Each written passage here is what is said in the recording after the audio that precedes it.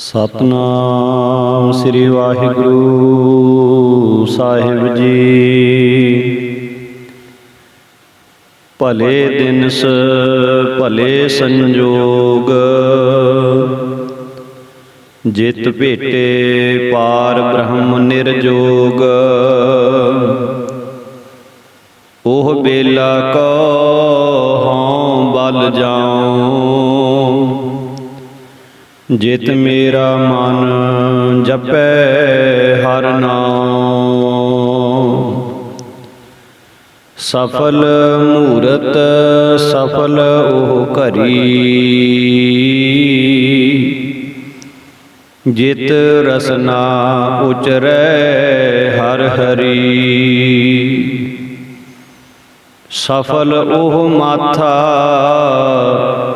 ਸੰਤ ਨਮਸਕਾਰਸ,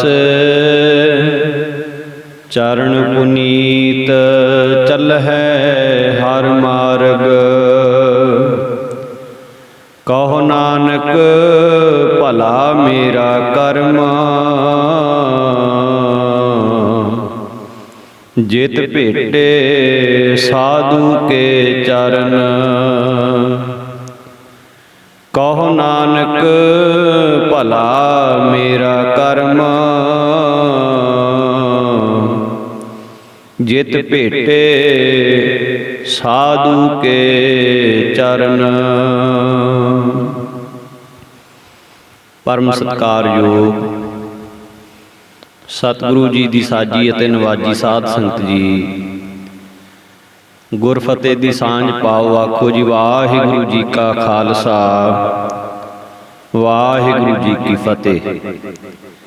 ਦਾਤਾਰ ਪਾਤਸ਼ਾਹ ਮਹਾਰਾਜ ਜੀਆਂ ਦੀ ਅਪਾਰ ਕਿਰਪਾ ਦਾ ਸਦਕਾ ਪੂਰਨ ਬ੍ਰਹਮ ਗਿਆਨੀ ਮਹਾਂਪੁਰਖ ਸੰਤ ਜੀ ਮਹਾਰਾਜ ਰਾੜਾ ਸਾਹਿਬ ਵਾਲੇ, ਜਿਨ੍ਹਾਂ ਦੇ ਪਵਿੱਤਰ ਜੀਵਨ ਦੀ ਵਿਚਾਰ ਆਪਾਂ ਸਤਿਗੁਰੂ ਜੀ ਦੀ ਕਿਰਪਾ ਸਦਕਾ ਕਰਦੇ ਆ ਰਹੇ ਹਾਂ। ਪਿਛਲੇ ਭਾਗ ਦੇ ਵਿੱਚ ਆਪ ਜੀ ਨੇ ਸੰਤ ਜੀ ਮਹਾਰਾਜ ਦੇ ਕਲਕੱਤੇ ਦੀ ਧਰਤੀ ਤੇ ਜਾਣ ਦੀ ਵਾਰਤਾ ਸਰਵਣ ਕੀਤੀ ਸੀ। ਸੋ ਹੁਣ ਉਸ ਤੋਂ ਅਗਲੀ ਵਾਰਤਾ ਜੋ ਹੈ ਆਪਾਂ ਰਲ ਮਿਲ ਕੇ ਵਿਚਾਰ ਕਰਨ ਦਾ ਯਤਨ ਕਰੀਏ। 1950 ਸਨ ਜਨਵਰੀ 16 ਤਰੀਕ ਨੂੰ ਕਲਕੱਤੇ ਤੋਂ ਮਹਾਂਪੁਰਖਾਂ ਨੇ ਪੰਜਾਬ ਨੂੰ ਵਾਪਸ ਆਉਣਾ ਸੀ। ਉਸ ਤੋਂ ਇੱਕ ਦਿਨ ਪਹਿਲਾਂ 15 ਜਨਵਰੀ ਨੂੰ ਰਾਤ ਦੇ ਦੀਵਾਨ ਵਿੱਚ ਗੁਰੂ ਕੇ ਲੰਗਰ ਦੀ ਮਹਿਮਾ ਮਹਾਂਪੁਰਖਾਂ ਨੇ ਦੱਸਣਾ ਕੀਤੀ ਕਿ ਭਾਵੇਂ ਦਾਨ ਤਾਂ ਬਹੁਤ ਪ੍ਰਕਾਰ ਦਾ ਹੈ, ਪਰ ਸਾਰੇ ਪੁੰਨਾਂ ਦੇ ਆਪੋ ਆਪਣੇ ਦਰਜੇ ਹਨ। ਇਕਾਦਸ਼ੀ ਪੁੰਨਿਆਂ ਦੇ ਵਰਤ ਰੱਖਣੇ, ਤੀਰਥ ਇਸ਼ਨਾਨ ਕਰਨਾ, ਹੋਰ ਛਬੀਲਾਂ ਲਗਾਉਣੀਆਂ, ਰਸਤੇ ਠੀਕ ਕਰਨੇ, ਬਿਰਛ ਲਾਉਣੇ ਆਦਿਕ, ਇਹ ਸਾਰੇ ਆਪੋ ਆਪਣੀ ਜਗ੍ਹਾ ਤੇ ਪੁੰਨ ਕਰਮ ਹਨ। ਪਰ ਗੁਰੂ ਘਰ ਵਿੱਚ ਸਭ ਤੋਂ ਵੱਡਾ ਪੁੰਨ ਭੁੱਖੇ ਨੂੰ ਪ੍ਰਸ਼ਾਦਾ ਦੇਣਾ ਮੰਨਿਆ ਹੈ। ਜਿੱਥੇ ਜਿੱਥੇ ਵੀ ਗੁਰੂ ਨਾਨਕ ਦੇਵ ਜੀ ਮਹਾਰਾਜ ਨੇ ਨਾਮ, ਦਾਨ, ਇਸ਼ਨਾਨ ਤੋਂ ਇਲਾਵਾ ਇਹ ਵੀ ਆਖਿਆ ਕਿ ਧਰਮਸ਼ਾਲਾ ਬਣਾ ਕੇ 2 ਸਮੇਂ ਸਤਸੰਗ ਕਰਿਆ ਕਰੋ ਅਤੇ ਪਰਮਾਤਮਾ ਦੇ ਨਿਮਿਤ ਲੰਗਰ ਚਲਾਇਆ ਕਰੋ। ਗੁਸਾਈ ਤੁਲਸੀਦਾਸ ਜੀਆਂ ਨੇ ਵੀ ਫਰਮਾਨ ਕੀਤਾ ਹੈ, ਤੁਲਸੀ ਲੈਣੇ ਕੋ ਹਰ ਨਾਮ ਹੈ, ਦੇਣੇ ਕੋ ਅੰਨ ਦਾਨ, ਤਰਨੇ ਕੋ ਨਿਰਮਾਣਤਾ, ਡੂਬਨ ਕੋ ਅਭਿਮਾਨ। ਇਸ ਵਾਸਤੇ ਗੁਰੂ ਘਰ ਵਿੱਚ ਹੋਰ ਸਾਰੇ ਸਾਧਨਾ ਅਤੇ ਸਰੀਰਕ ਸੇਵਾ ਨਾਲੋਂ ਗੁਰੂ ਕਾ ਲੰਗਰ ਮੁੱਖ ਹੈ। ਜਿਸ ਜਗ੍ਹਾ ਲੰਗਰ ਚੱਲਦੇ ਹਨ, ਮਹਾਂਪੁਰਖਾਂ ਦੀ ਕਮਾਈ ਦੀ ਨਿਸ਼ਾਨੀ ਹੁੰਦੀ ਹੈ। ਸੋ ਹਰ ਇੱਕ ਸਿੱਖ ਦਾ ਫਰਜ਼ ਹੈ, ਚਾਹੇ ਉਹ ਗਰੀਬ ਹੈ, ਚਾਹੇ ਉਹ ਅਮੀਰ ਹੈ, ਯਥਾ ਸ਼ਕਤ ਹਰੇਕ ਲੋੜਵੰਦ ਦੀ ਮਦਦ ਕਰੇ। ਜੇਕਰ ਇਕੱਲੇ ਵਿੱਚ ਸਮਰੱਥਾ ਨਾ ਹੋਵੇ ਤਾਂ 2-4 ਮਿਲ ਕੇ ਕਰ ਲੈਣ। ਪਰ ਸਿੱਖ ਦੇ ਬੂਹੇ ਤੇ ਆਇਆ ਹੋਇਆ ਕੋਈ ਸਵਾਲੀ ਖਾਲੀ ਨਾ ਮੁੜੇ। ਸੋਹਣੇ ਤੋਂ ਸੋਹਣੇ ਚੰਗੇ ਮਕਾਨਾਂ ਵਾਲੇ, ਕਈ ਮੰਜ਼ਲੀਆਂ ਬਿਲਡਿੰਗਾਂ, ਉਹਨਾਂ ਨਾਲੋਂ ਲੰਗਰ ਦੀ ਮਹੱਤਤਾ ਬਹੁਤੀ ਹੈ। ਇਹਨਾਂ ਅਮੋਲਕ ਬਚਨਾਂ ਦਾ ਖਟੜੇ ਵਾਲੇ ਪ੍ਰੇਮੀਆਂ ਦੇ ਮਨ ਤੇ ਬਹੁਤ ਗਹਿਰਾ ਅਸਰ ਹੋਇਆ। ਦੀਵਾਨ ਦੀ ਸਮਾਪਤੀ ਤੋਂ ਬਾਅਦ ਉਸੇ ਸਮੇਂ ਸੰਤ ਜੀ ਮਹਾਰਾਜ ਦੇ ਪਾਸ ਅਰਜ਼ ਕੀਤੀ ਕਿ ਮਹਾਂਪੁਰਸ਼ੋ, ਆਪ ਜੀ ਸਾਨੂੰ ਸੇਵਾ ਬਖਸ਼ੋ। ਮਿਹਰਬਾਨ ਮਹਾਂਪੁਰਖਾਂ ਨੇ ਮੁਸਕਰਾ ਕੇ ਬਚਨ ਕੀਤਾ ਕਿ ਰਹਿਤਨਾਮਿਆਂ ਦੇ ਵਿੱਚ ਕਲਗੀਆਂ ਵਾਲੇ ਪਾਤਸ਼ਾਹ ਦਾ ਹੁਕਮ ਹੈ ਕਿ ਗਰੀਬ ਸਿੱਖ ਦੇ ਮੁਖ ਨੂੰ ਗੁਰੂ ਕੀ ਗੋਲਕ ਜਾਣਾ। ਸਭ ਤੋਂ ਵੱਡੀ ਲੋਕ ਪਰਲੋਕ ਵਿੱਚ ਸੁੱਖ ਦੇਣ ਵਾਲੀ ਸੇਵਾ ਇਹ ਹੈ ਕਿ ਤੁਸੀਂ ਲੰਗਰ ਚਾਲੂ ਕਰੋ। ਇਸ ਅੰਨ ਦੇ ਦਾਨ ਨਾਲ ਕਮਾਈ ਵਿੱਚ ਬਹੁਤੀ ਬਰਕਤ ਪਵੇਗੀ। ਸੰਤ ਸੇਵੀ ਸੇਠਾਂ ਦੇ ਕੁੰਭਾਂ ਦੇ ਉੱਤੇ ਛੇਤਰ ਚੱਲਦੇ ਹਨ। ਇਹਨਾਂ ਨੇ ਅਰਜ਼ ਕੀਤੀ, ਮਹਾਰਾਜ ਫਿਰ ਇਸ ਪਵਿੱਤਰ ਕਾਰਜ ਨੂੰ ਕੱਲ ਆਪ ਜੀ ਜਾਣ ਦੇ ਸਮੇਂ ਤੋਂ ਪਹਿਲਾਂ ਆਰੰਭ ਕਰਵਾ ਕੇ ਆਪਣੇ ਹੱਥੀਂ ਇੱਕ ਵਾਰੀ ਲੰਗਰ ਵਰਤਾਓ। ਦੂਸਰੇ ਦਿਨ 16 ਜਨਵਰੀ 1950 ਨੂੰ ਜਦੋਂ ਸ਼ਾਮ ਦੀ ਗੱਡੀ ਆਪ ਜੀ ਨੇ ਪੰਜਾਬ ਨੂੰ ਵਾਪਸ ਆਉਣਾ ਸੀ ਤਾਂ ਗੁਰਦੁਆਰਾ ਜਗਤ ਸੁਧਾਰ ਦੇ ਵਿੱਚ ਦੁਪਹਿਰ ਦਾ ਲੰਗਰ ਮਹਾਂਪੁਰਖਾਂ ਨੇ ਆਪਣੇ ਹੱਥੀਂ ਵਰਤਾਇਆ। ਉਸੇ ਹੀ ਜਗ੍ਹਾ ਤਿਆਰ ਹੋਇਆ। ਪਹਿਲਾ ਦਿਨ ਹੋਣ ਕਰਕੇ ਬੇਅੰਤ ਪ੍ਰੇਮੀਆਂ ਵੱਲੋਂ ਰਸਦਾਂ ਪੁੱਜੀਆਂ ਅਤੇ ਮਹਾਂਪੁਰਖਾਂ ਦੇ ਕਰ ਕਮਲਾਂ ਤੋਂ ਪ੍ਰਾਪਤ ਕਰਕੇ ਹਰੇਕ ਦੇ ਮਨ ਦੇ ਵਿੱਚ ਪਾਵਨ ਪ੍ਰਸ਼ਾਦ ਦੇ ਛਕਣ ਦੀ ਤੀਬਰ ਇੱਛਾ ਸੀ। ਮਹਾਂਪੁਰਖਾਂ ਨੇ ਕਮਰ ਕਸਾ ਲਾ ਕੇ ਪੰਗਤਾਂ ਵਿੱਚ ਲੰਗਰ ਵਰਤਾਇਆ ਅਤੇ ਇੱਕ ਗੱਲ ਆਖੀ ਕਿ ਤੁਸੀਂ ਗੁਰੂ ਕੇ ਲੰਗਰ ਵਾਸਤੇ ਕਿਸੇ ਤੋਂ ਅਪੀਲ ਨਹੀਂ ਕਰਵਾਉਣੀ, ਨਾ ਹੀ ਆਪ ਉਗਰਾਹੀ ਕਰਨੀ ਹੈ। ਇਹ ਆਪਣੇ ਆਪ ਹੀ ਅਟੁੱਟ ਚੱਲੇਗਾ ਅਤੇ ਗੁਰੂ ਨਾਨਕ ਦੀ ਕਿਰਪਾ ਨਾਲ ਬੇਅੰਤ ਸੰਗਤਾਂ ਸੇਵਾ ਕਰਿਆ ਕਰਨਗੀਆਂ ਤੇ ਨਾ ਹੀ ਇਹਦੇ ਵਿੱਚ ਆਪਣੀ ਆਪਣੱਤ ਜਣਾਉਣੀ ਹੈ। ਕੇਵਲ ਸੇਵਾਦਾਰ ਬਣ ਕੇ ਸੇਵਾ ਕਰੀ ਜਾਣਾ। ਗੁਰੂ ਚੜ੍ਹਦੀਆਂ ਕਲਾ ਕਰੇਗਾ। ਸੋ ਮਹਾਂਪੁਰਖਾਂ ਦੇ ਬਚਨਾਂ ਅਨੁਸਾਰ ਗੁਰੂ ਕੇ ਲੰਗਰਾਂ ਦੀ ਪ੍ਰਾਰੰਭਤਾ ਹੋ ਗਈ। 5-7 ਮਹੀਨੇ ਹੋਰ ਵੀ ਪ੍ਰੇਮੀ ਖਟੜੇ ਵਾਲੇ ਪ੍ਰੇਮੀਆਂ ਦੇ ਨਾਲ ਰਲ ਕੇ ਮਦਦ ਕਰਾਉਂਦੇ ਰਹੇ, ਪਰ ਬਾਅਦ ਵਿੱਚ ਇਹਨਾਂ ਇਕੱਲਿਆਂ ਨੇ ਹੀ ਲੰਗਰ ਦੀ ਸਾਰੀ ਸੇਵਾ ਆਪਣੇ ਜ਼ਿੰਮੇ ਚੁੱਕ ਲਈ। ਇੰਨੇ ਵੱਡੇ ਸ਼ਹਿਰ ਦੇ ਵਿੱਚ 2 ਸਮੇਂ ਦਾ ਲੰਗਰ ਕਾਫੀ ਖਰਚਾ ਆ ਜਾਂਦਾ ਸੀ, ਪਰ ਮਹਾਂਪੁਰਸ਼ਾਂ ਦੇ ਬਚਨਾਂ ਤੇ ਪਹਿਰਾ ਦਿੰਦਿਆਂ ਹੋਇਆਂ ਖਿੜੇ ਮੱਥੇ 17 ਸਾਲ ਇੱਕ ਰਸ ਇਹ ਸੇਵਾ ਨੂੰ ਨਿਭਾਇਆ। ਗੁਰੂ ਦਰਬਾਰ ਵਿੱਚ ਦਰਸ਼ਨ ਕਰਨ ਆਇਆ, ਰੋਜ਼ ਸਵੇਰੇ ਆ ਕੇ ਲੰਗਰ ਦਾ ਪਤਾ ਕਰਨਾ ਤੇ ਲੋੜੀਂਦਾ ਸਮਾਨ ਭੇਜਣਾ। ਇਸ ਤਰ੍ਹਾਂ ਮਨ ਦੇ ਵਿੱਚ ਉਤਸ਼ਾਹ ਵਧਿਆ ਰਿਹਾ ਅਤੇ ਕਾਰੋਬਾਰ ਵਿੱਚ ਵੀ ਬਹੁਤ ਬਰਕਤ ਪੈਂਦੀ ਰਹੀ। ਫਿਰ 1967 ਈਸਵੀ ਵਿੱਚ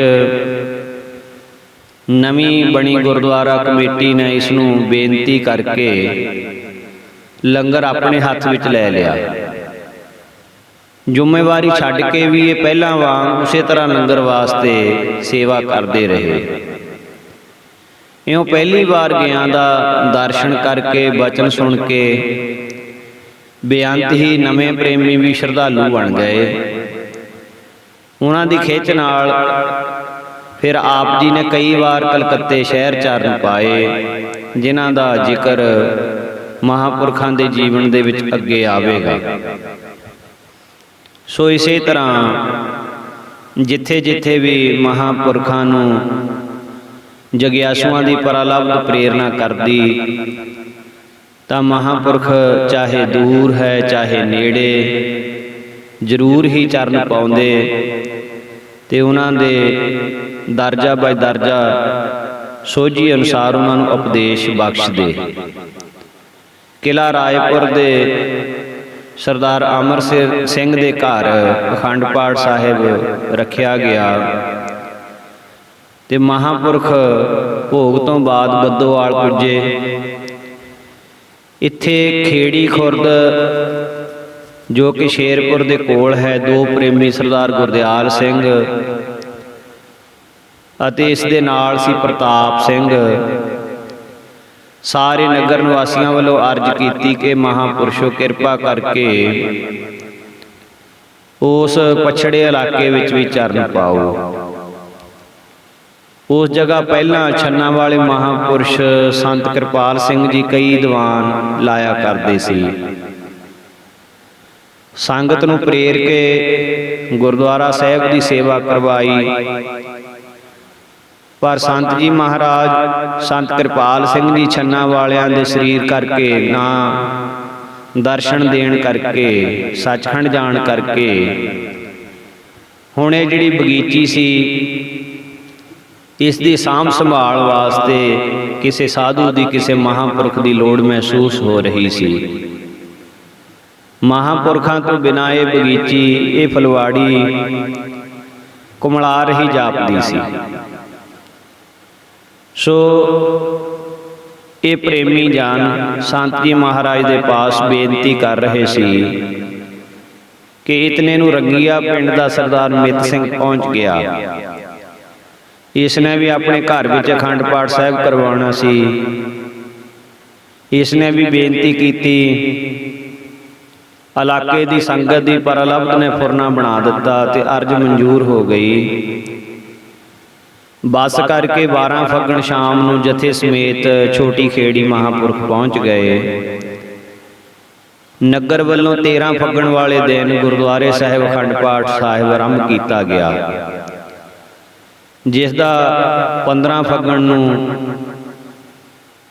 ਭੋਗ ਪਿਆ।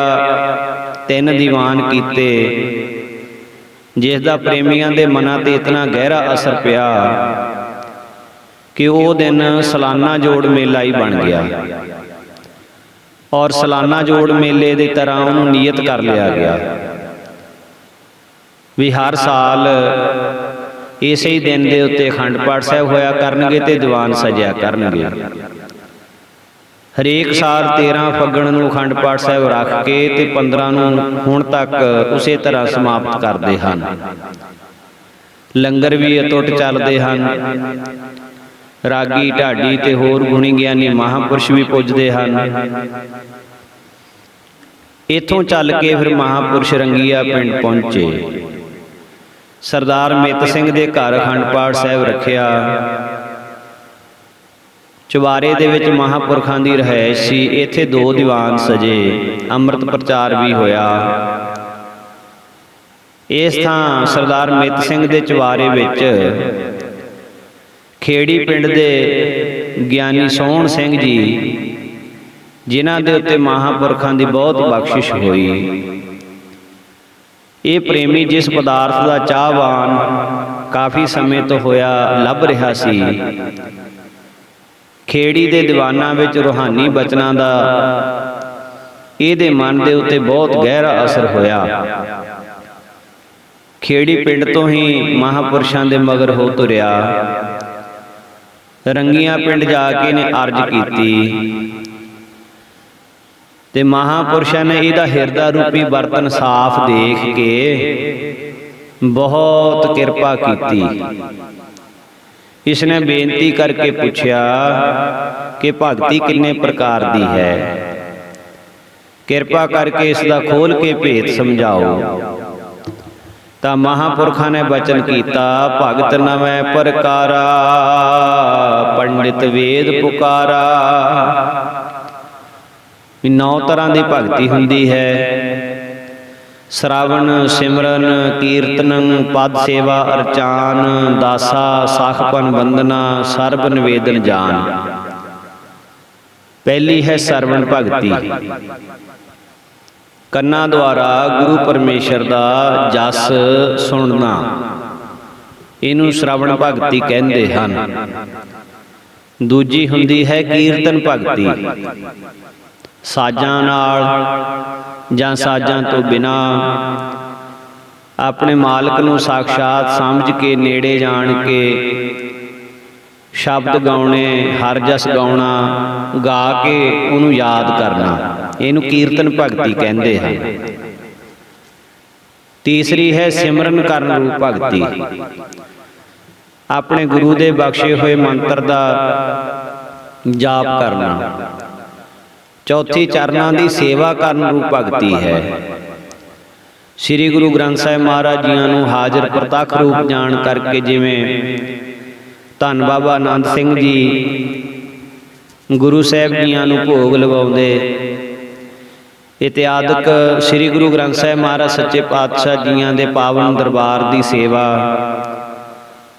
ਇਸ ਤਰ੍ਹਾਂ ਕਰਨੀ। ਸੋ ਇਸੇ ਪ੍ਰਕਾਰ ਪੰਜਵੀਂ ਹੈ ਅਰਚਾਨ, ਭਾਵ ਪੂਜਾ ਕਰਨ ਰੂਪ ਭਗਤੀ। ਛੇਵੀਂ ਆਪਣੇ ਆਪ ਨੂੰ ਦਾਸਾਂ ਦਾ ਦਾਸ ਜਾਣਨਾ, ਅਹੰਕਾਰ ਤੋਂ ਰਹਿਤ ਹੋ ਕੇ ਸੇਵਕਾਂ ਦਾ ਸੇਵਕ ਸਮਝ ਕੇ। ਇਹ ਵੀ ਛੇਵੇਂ ਪ੍ਰਕਾਰ ਦੀ ਭਗਤੀ ਹੈ। ਸੱਤਵੀਂ ਹੈ ਨਮਸਕਾਰ ਰੂਪ ਭਗਤੀ। ਨਮਸਕਾਰ ਕਰਨੀ ਆਪਣੇ ਸਤਿਗੁਰੂ ਨੂੰ ਸ਼ਰਧਾ ਭਾਵਨਾ ਦੇ ਨਾਲ, ਇਹ ਵੀ ਭਗਤੀ ਗਿਣੀ ਜਾਂਦੀ ਹੈ। ਅੱਠਵੀਂ ਹੈ ਪਰਮੇਸ਼ਰ ਦਾ ਸਖਾ ਜਾਂ ਸਖੀ ਰੂਪ ਭਗਤੀ, ਮਾਲਕ ਦੇ ਮਿੱਤਰ ਬਣ ਕੇ। ਨੌਵੀਂ ਸਭ ਕੁਝ ਪਰਮੇਸ਼ਰ ਨੂੰ ਸਮਰਪਣ ਕਰ ਦੇਣਾ, ਭਾਵ ਕਿ ਆਤਮ ਨਿਵੇਦਨ ਭਗਤੀ ਹੈ। ਸਭ ਕੁਝ ਮਾਲਕ ਨੂੰ ਸਮਰਪਣ ਕਰਕੇ ਆਪਣੇ ਆਪ ਨੂੰ ਉਸ ਦਾ ਰੂਪ ਜਾਣ ਕੇ ਉਹਨੂੰ ਯਾਦ ਰੱਖਣਾ। ਏਮਨਾਬਾਦ ਵਿਖੇ ਗੁਰੂ ਨਾਨਕ ਦੇਵ ਜੀ ਨੇ ਭਾਈ ਮਰਦਾਨੇ ਦੇ ਪੁੱਛਣ ਪਰ ਗੁਰਮਤਿ ਅਨੁਸਾਰ ਇਹ 9 ਪ੍ਰਕਾਰ ਦੀ ਭਗਤੀ ਕਥਨ ਕੀਤੀ। ਪਹਿਲੀ ਭਗਤੀ ਹੈ ਗੁਰਸੰਗਤ ਵਿੱਚ ਰਹਿੰਦਿਆਂ ਨਿਸ਼ਕਾਮਤਾ ਦੇ ਨਾਲ ਸਾਧ ਸੰਗਤ ਦੀ ਸੇਵਾ ਕਰਦਿਆਂ ਹੋਇਆਂ ਸਮਾਂ ਬਤੀਤ ਕਰਨਾ। ਦੂਜੇ ਨੰਬਰ ਦੀ ਭਗਤੀ ਹੈ ਮਨ ਦੀ ਇਕਾਗਰਤਾ ਦੇ ਨਾਲ ਹਰੀ ਦੀ ਕਥਾ ਤੇ ਗੁਰੂ ਦੇ ਇਤਿਹਾਸ ਨੂੰ ਸੁਣਨਾ। ਤੀਸਰੀ ਭਗਤੀ ਹੈ ਹਿਰਦੇ ਵਿੱਚ ਗੁਰੂ ਸਰੂਪ ਦਾ ਧਿਆਨ ਧਾਰਨ ਕਰਕੇ ਸਤਿਗੁਰਾਂ ਦੇ ਚਰਨ ਕਮਲਾਂ ਦਾ ਆਪਣੇ ਮਨ ਨੂੰ ਭੌਰਾ ਬਣਾਉਣਾ। ਚੌਥੀ ਭਗਤੀ ਹੈ ਆਪਣੀ ਰਸਨਾ ਤੋਂ ਬੜੀ ਸ਼ਰਧਾ ਭਾਵਨਾ ਤੇ ਪ੍ਰੇਮ ਰਹਿਤ ਹਰੀ ਦੇ ਗੁਣਾਂ ਨੂੰ, ਪ੍ਰੇਮ ਸਹਿਤ ਹਰੀ ਦੇ ਗੁਣਾਂ ਨੂੰ ਗਾਇਨ ਕਰਨਾ। ਇਸ ਪ੍ਰੇਮ ਦੇ ਵਿੱਚ ਭਾਵਨਾ ਦੇ ਨਾਲ ਹਰੀ ਦੇ ਗੁਣਾਂ ਨੂੰ ਗਾਇਨ ਕਰਨਾ ਵੀ ਸਰੀਰ ਦੇ ਰੋਮ ਖੜੇ ਹੋ ਜਾਣ। ਪੰਜਵੀਂ ਭਗਤੀ ਹੈ ਸ਼ੁਭ ਕਰਮਾਂ ਨੂੰ ਕਰਦਿਆਂ ਕਦੇ ਕਿਸੇ ਫਲ ਦੀ ਇੱਛਾ ਨਾ ਕਰਨੀ, ਹੋਰ ਤਾਂ ਕਿ ਸਵਰਗ ਦੇ ਸੁੱਖਾਂ ਦੀ ਵੀ ਇੱਛਾ ਅੰਦਰੋਂ ਛੱਡ ਦੇਣੀ। ਛੇਵੇਂ ਨੰਬਰ ਤੇ ਭਗਤੀ ਹੈ ਮਨ ਵਿੱਚ ਦੂਸਰੇ ਦੇ ਔਗੁਣਾਂ ਨੂੰ ਕਦੇ ਨਹੀਂ ਚਿਤਾਰਨਾ। ਹਰਖ, ਸੋਗ, ਹਾਨ, ਲਾਭ ਇਹਦੇ ਵਿੱਚ ਬਿਰਤੀ ਸਮਾਨ ਰੱਖਣੀ, ਇੱਕੋ ਜਿਹੀ ਬਿਰਤੀ ਰੱਖਣੀ। ਸੱਤਵੀਂ ਭਗਤੀ ਹੈ ਸਾਰਿਆਂ ਦੇ ਨਾਲ ਸਚਾਈ ਵਾਲਾ ਵਰਤਾਵ ਕਰਨਾ, ਕਿਸੇ ਨਾਲ ਵੀ ਛਾਲ ਫਰੇਬ ਅਤੇ ਠੱਗੀ ਨਹੀਂ ਕਰਨੀ। ਅੱਠਵੀਂ ਭਗਤੀ ਹੈ ਪਰਮੇਸ਼ਰ ਵਿੱਚ ਦ੍ਰਿੜ ਨਿਸ਼ਚਾ ਰੱਖਣਾ, ਸੁੱਖ ਆ ਜਾਵੇ ਚਾਹੇ ਦੁੱਖ ਆ ਜਾਵੇ ਮਨ ਨੂੰ ਡੋਲਣ ਨਹੀਂ ਦੇਣਾ। ਨੌਵੀਂ ਭਗਤੀ ਸਾਰੇ ਜੀਵਾਂ ਨੂੰ ਹਰੀ ਦਾ ਸਰੂਪ ਜਾਣਨਾ ਤੇ ਸਾਰਿਆਂ ਦੇ ਵਿੱਚ ਵਿਆਪਕ ਨਿਸ਼ਚੇ ਕਰਨਾ। ਇਹ ਜੋ ਭਗਤੀ ਦੀ ਆਖਰੀ ਸਟੇਜ ਹੈ, ਜਦੋਂ ਇਸ ਅਵਸਥਾ ਵਿੱਚ ਜਗਿਆਸੂ ਪੁੱਜ ਜਾਂਦਾ ਹੈ ਫਿਰ ਉਹਨੂੰ ਸਾਰੇ ਪਾਸੇ ਮਾਲਕ ਹੀ ਦਿਸਦਾ ਹੈ। ਇਹ ਨੌਦਾ ਭਗਤੀ ਜਿਹੜੀ ਹੈ ਇਹ ਸੰਖੇਪਤਾ ਨਾਲ ਕਥਨ ਕੀਤੀ ਹੈ। ਜਿਸ ਵੀ ਗੁਰਮੁਖ ਗੁਰਸਿੱਖ ਨੂੰ ਇਸ ਵਿੱਚੋਂ ਇੱਕ ਪ੍ਰਕਾਰ ਦੀ ਭਗਤੀ ਵੀ ਪ੍ਰਾਪਤ ਹੋ ਜਾਂਦੀ ਹੈ, ਉਹ ਆਪਣੀਆਂ ਕੁੱਲਾਂ ਸਮੇਤ ਸੰਸਾਰ ਸਾਗਰ ਤੋਂ ਤਰ ਜਾਂਦਾ ਹੈ ਅਤੇ ਉਸ ਦੀ ਸੰਗਤ ਕਰਨ ਵਾਲੇ ਲੱਖਾਂ ਹੋਰ ਜੀਵ ਵੀ ਜਿਹੜੇ ਹਨ ਉਹ ਤਰ ਜਾਂਦੇ ਹਨ। ਭਗਤੀ ਕਰਨ ਵਾਲੇ ਜਗਿਆਸੂ ਉੱਪਰ ਮਾਇਆ ਦਾ ਅਸਰ ਨਹੀਂ ਪੈਂਦਾ, ਕਿਉਂਕਿ ਮਾਇਆ ਵੀ ਇਸਤਰੀ ਰੂਪ ਹੈ। ਇਸਤਰੀ ਨੂੰ ਮੋਹਿਤ ਨਹੀਂ ਕਰ ਸਕਦੀ। ਉਪਰੰਤ ਉਹ ਹਰੀ ਦੇ ਆਤਮਿਕ ਰੂਪ ਦੇ ਆਨੰਦ ਵਿੱਚ ਲੀਨ ਹੋ ਜਾਂਦਾ ਹੈ। ਸੋ ਇਸ ਪ੍ਰਕਾਰ ਇਹਨਾਂ ਗੁਰਮੁਖ ਪਿਆਰਿਆਂ ਗਿਆਨੀ ਸੋਹਣ ਸਿੰਘ ਜੀ ਉੱਪਰ ਬੇਅੰਤ ਹੋਰ ਬਖਸ਼ਿਸ਼ਾਂ ਦੇ ਬਚਨ, ਭਗਤੀ ਦੇ ਬਚਨ ਹੋਏ। ਸੋ ਮਹਾਂਪੁਰਖ ਸਮੇਂ ਅਨੁਸਾਰ ਆਪਣੇ ਜਨਮ ਨਗਰ ਆਲੋਵਾਲ ਵੀ ਦੂਜੀ ਵਾਰ ਗਏ। ਹੋਰ ਵੀ ਬੇਅੰਤ ਥਾਵਾਂ ਤੇ ਮਹਾਂਪੁਰਖਾਂ ਨੇ ਚਰਨ ਪਾਏ। ਖਟੜੇ ਪਿੰਡ ਦਾ ਸਰਦਾਰ ਹਰਨਾਮ ਸਿੰਘ ਮਿਸਤਰੀ ਗੁਰੂ ਘਰ ਦਾ ਪ੍ਰੇਮੀ ਤੇ ਸੇਵਾਦਾਰ ਸੀ। ਇਸ ਦੀ ਧਰਮ ਪਤਨੀ ਬੀਬੀ ਧਰਮ ਕੌਰ ਵੀ ਸ਼ੁਭ ਖਿਆਲਾਂ ਦੀ ਤੇ ਸਤਸੰਗਣ ਸੀ। ਇਸ ਸੁਭਾਗੀ ਜੋੜੀ ਨੇ ਮਸਤੂਆਣੇ ਵਾਲੇ ਸੰਤਾਂ ਮਹਾਂਪੁਰਖਾਂ ਪਾਸੋਂ ਅੰਮ੍ਰਿਤਪਾਨ ਕੀਤਾ ਸੀ। ਸਮਾਂ ਪਾ ਕੇ ਇਹਨਾਂ ਦੇ ਘਰ ਇੱਕ ਲੜਕੇ ਭਾਈ ਸੰਤਾ ਸਿੰਘ ਨੇ ਜਨਮ ਲਿਆ। ਜਦੋਂ ਕਰਮਸਾਰ ਲੰਗਰ ਦੀਆਂ ਜੋੜੀਆਂ ਚਾੜਨ ਦੀ ਸੇਵਾ ਕਰਦੇ ਸੀ ਤਾਂ ਇਹਨਾਂ ਨੂੰ 2 ਜੋੜੀਆਂ ਦਿੱਤੀਆਂ ਗਈਆਂ। ਹਰਨਾਮ ਸਿੰਘ ਦੇ ਪੁੱਤਰ ਸੰਤਾ ਸਿੰਘ ਨੇ ਭਾਵੇਂ ਨਾਪ ਕੇ ਲੱਕੜੀ ਕੱਟੀ ਸੀ, ਕੋਈ ਫਰਕ ਨਹੀਂ ਸੀ ਛੱਡਿਆ। ਪਰ ਜਦੋਂ ਜੋੜੀਆਂ ਚਾੜਨ ਦਾ ਸਮਾਂ ਆਇਆ ਤੇ ਜੋੜੀਆਂ 2-2 ਇੰਚ ਛੋਟੀਆਂ ਰਹਿ ਗਈਆਂ। ਇਹਨੇ ਅਜੇ ਕਿਸੇ ਪਾਸ ਗੱਲ ਨਹੀਂ ਸੀ ਕੀਤੀ, ਪਰ ਆਪਣੇ ਮਨ ਦੇ ਵਿੱਚ ਬੜਾ ਪਛਤਾਪ ਕਰਨ ਲੱਗਾ ਵੀ ਹੁਣ ਕੀ ਬਣੇ। ਉਦਾਸ ਹੋਇਆ ਜੋੜੀਆਂ ਦੇ ਪਾਸ ਬੈਠਾ ਸੀ। ਆਪਣੇ ਮਨ ਵਿੱਚ ਪਛਤਾ ਰਿਹਾ ਸੀ ਵੀ ਹੁਣ ਕੀ ਬਣੇ। ਜੋੜੀਆਂ ਦੇ ਪਾਸ ਬੈਠਾ ਚੁਗਾਠਾਂ ਵੱਲ ਤੱਕੀ ਜਾਵੇ ਵੀ ਹੁਣ ਇਹ ਕਿੱਦਾਂ ਪੂਰੀਆਂ ਹੋ ਸਕਦੀਆਂ, 2 ਇੰਚ ਲੱਕੜ ਘਟ ਗਈ ਹੈ। ਇਤਨੇ ਨੂੰ ਸੰਤ ਜੀ ਮਹਾਰਾਜ ਇਧਰਲੇ ਪਾਸੇ ਨੂੰ ਆ ਗਏ। ਇਹਦੀ ਉਦਾਸੀ ਦੇਖ ਕੇ ਪੁੱਛਿਆ, ਪ੍ਰੇਮੀਓ ਕੀ ਗੱਲ ਹੈ, ਕੰਮ ਛੱਡ ਕੇ ਉਦਾਸ ਬੈਠੇ ਹੋ? ਇਹਨਾਂ ਨੇ ਹੱਥ ਜੋੜ ਕੇ ਸਾਰੀ ਵਾਰਤਾ ਦੱਸੀ। ਤਾਂ ਮਹਾਂਪੁਰਖ ਮਿਹਰ ਦੇ ਘਰ ਵਿੱਚ ਆਏ। ਕਹਿੰਦੇ ਤੁਸੀਂ ਚਿੰਤਾ ਨਾ ਕਰੋ, ਇਹ ਤਾਂ ਪੂਰੀਆਂ ਹਨ, ਇਹਨਾਂ ਨੂੰ ਚਾੜ ਦੇਵੋ। ਜਦੋਂ ਸੰਤ ਜੀ ਮਹਾਰਾਜ ਦਾ ਬਚਨ ਸੁਣਿਆ ਇਹਨਾਂ ਦਾ ਮਨ ਖਿੜ ਗਿਆ, ਚਾਅ ਚੜ ਗਿਆ ਤੇ ਮਹਾਂਪੁਰਸ਼ਾਂ ਦੇ ਬਚਨ ਦੇ ਨਾਲ ਜਦੋਂ ਦੁਬਾਰਾ ਉਹੀ ਜੋੜੀਆਂ ਦਰਵਾਜ਼ਿਆਂ ਦੀਆਂ ਨਾਪੀਆਂ ਤਾਂ ਜਿਹੜੀਆਂ 2 ਇੰਚ ਘੱਟ ਸਨ ਉਹ 2 ਇੰਚ ਵੱਧ ਕੇ ਬਿਲਕੁਲ ਪੂਰੀਆਂ ਹੋ ਗਈਆਂ। ਇਹ ਕੌਤਕ ਜਦੋਂ ਇਹਨਾਂ ਨੇ ਦੇਖਿਆ ਤਾਂ ਸ਼ਰਧਾ ਇਤਨੀ ਵੱਧ ਗਈ। ਉਸ ਦਿਨ ਤੋਂ ਬਾਅਦ ਨਿਯਮ ਬਣਾ ਲਿਆ ਵੀ ਆਪਣੀ ਨੇਕ ਕਮਾਈ ਵਿੱਚੋਂ ਦਸਵੰਧ ਕੱਢਣ ਦਾ ਜਿਹੜਾ ਪ੍ਰਣ ਹੈ ਉਹ ਨਿਭਾਉਣਾ ਹੈ ਤੇ ਉਹ ਰਾੜਾ ਸਾਹਿਬ ਦਸਵੰਧ ਪਹੁੰਚਾਉਣਾ ਹੈ। 1940 ਈਸਵੀ ਦੇ ਜਨਵਰੀ ਮਹੀਨੇ ਮਹਾਰਾਜੀਆਂ ਨੇ ਸਰਦਾਰ ਚੰਨਣ ਸਿੰਘ ਤੇ ਹੋਰ ਪ੍ਰੇਮੀਆਂ ਦੀ ਬੇਨਤੀ ਮੰਨ ਕੇ ਪਹਿਲੀ ਵਾਰ ਕਲਕੱਤੇ ਚਰਨ ਪਾਏ। ਤਾਂ ਉਸ ਸਮੇਂ ਤੱਕ ਇਹ ਵੀ ਗੁਰਮੁਖ ਪਿਆਰੇ ਭਾਈ ਸੰਤਾ ਸਿੰਘ ਜੀ ਕਲਕੱਤੇ ਆਪਣਾ ਕਾਰੋਬਾਰ ਕਰਨ ਵਾਸਤੇ ਪਹੁੰਚ ਚੁੱਕੇ ਸਨ। ਉਸ ਸਮੇਂ ਇਹਨਾਂ ਨੇ ਵੀ ਉਸ ਜਗ੍ਹਾ ਚਰਨ ਪਵਾਏ ਜਿੱਥੇ ਉਹ ਰਹਿੰਦੇ ਸਨ। ਜਿਉਂ-ਜਿਉਂ ਮੇਰਾਂ ਦੇ ਬੂਹੇ ਖੁੱਲ੍ਹਦੇ ਗਏ, ਲక్ష్ਮੀ ਅੰਦਰ ਪ੍ਰਵੇਸ਼ ਕਰਦੀ ਗਈ। 1960 ਈਸਵੀ ਦੇ ਵਿੱਚ 70,000 ਰੁਪਏ ਨੂੰ 1 ਬਿੱਘਾ ਜ਼ਮੀਨ ਖਰੀਦ ਕੇ ਆਪਣਾ ਮਕਾਨ ਬਣਾ ਕੇ ਬੱਸਾਂ ਦੀਆਂ ਬਾਡੀਆਂ ਤਿਆਰ ਕਰਨ ਦਾ ਕੰਮ ਇਹਨਾਂ ਨੇ ਕਲਕੱਤੇ ਵਿੱਚ ਸ਼ੁਰੂ ਕੀਤਾ। ਹੱਕ ਦੀ ਕਮਾਈ ਵਿੱਚੋਂ ਦਸਵੰਧ ਗੁਰੂ ਘਰ ਵਾਸਤੇ ਕੱਢਦੇ। ਲక్ష్ਮੀ ਤਰੁੱਠ ਕੇ ਹੋਰ ਛੱਲਾਂ ਦਿੰਦੀ।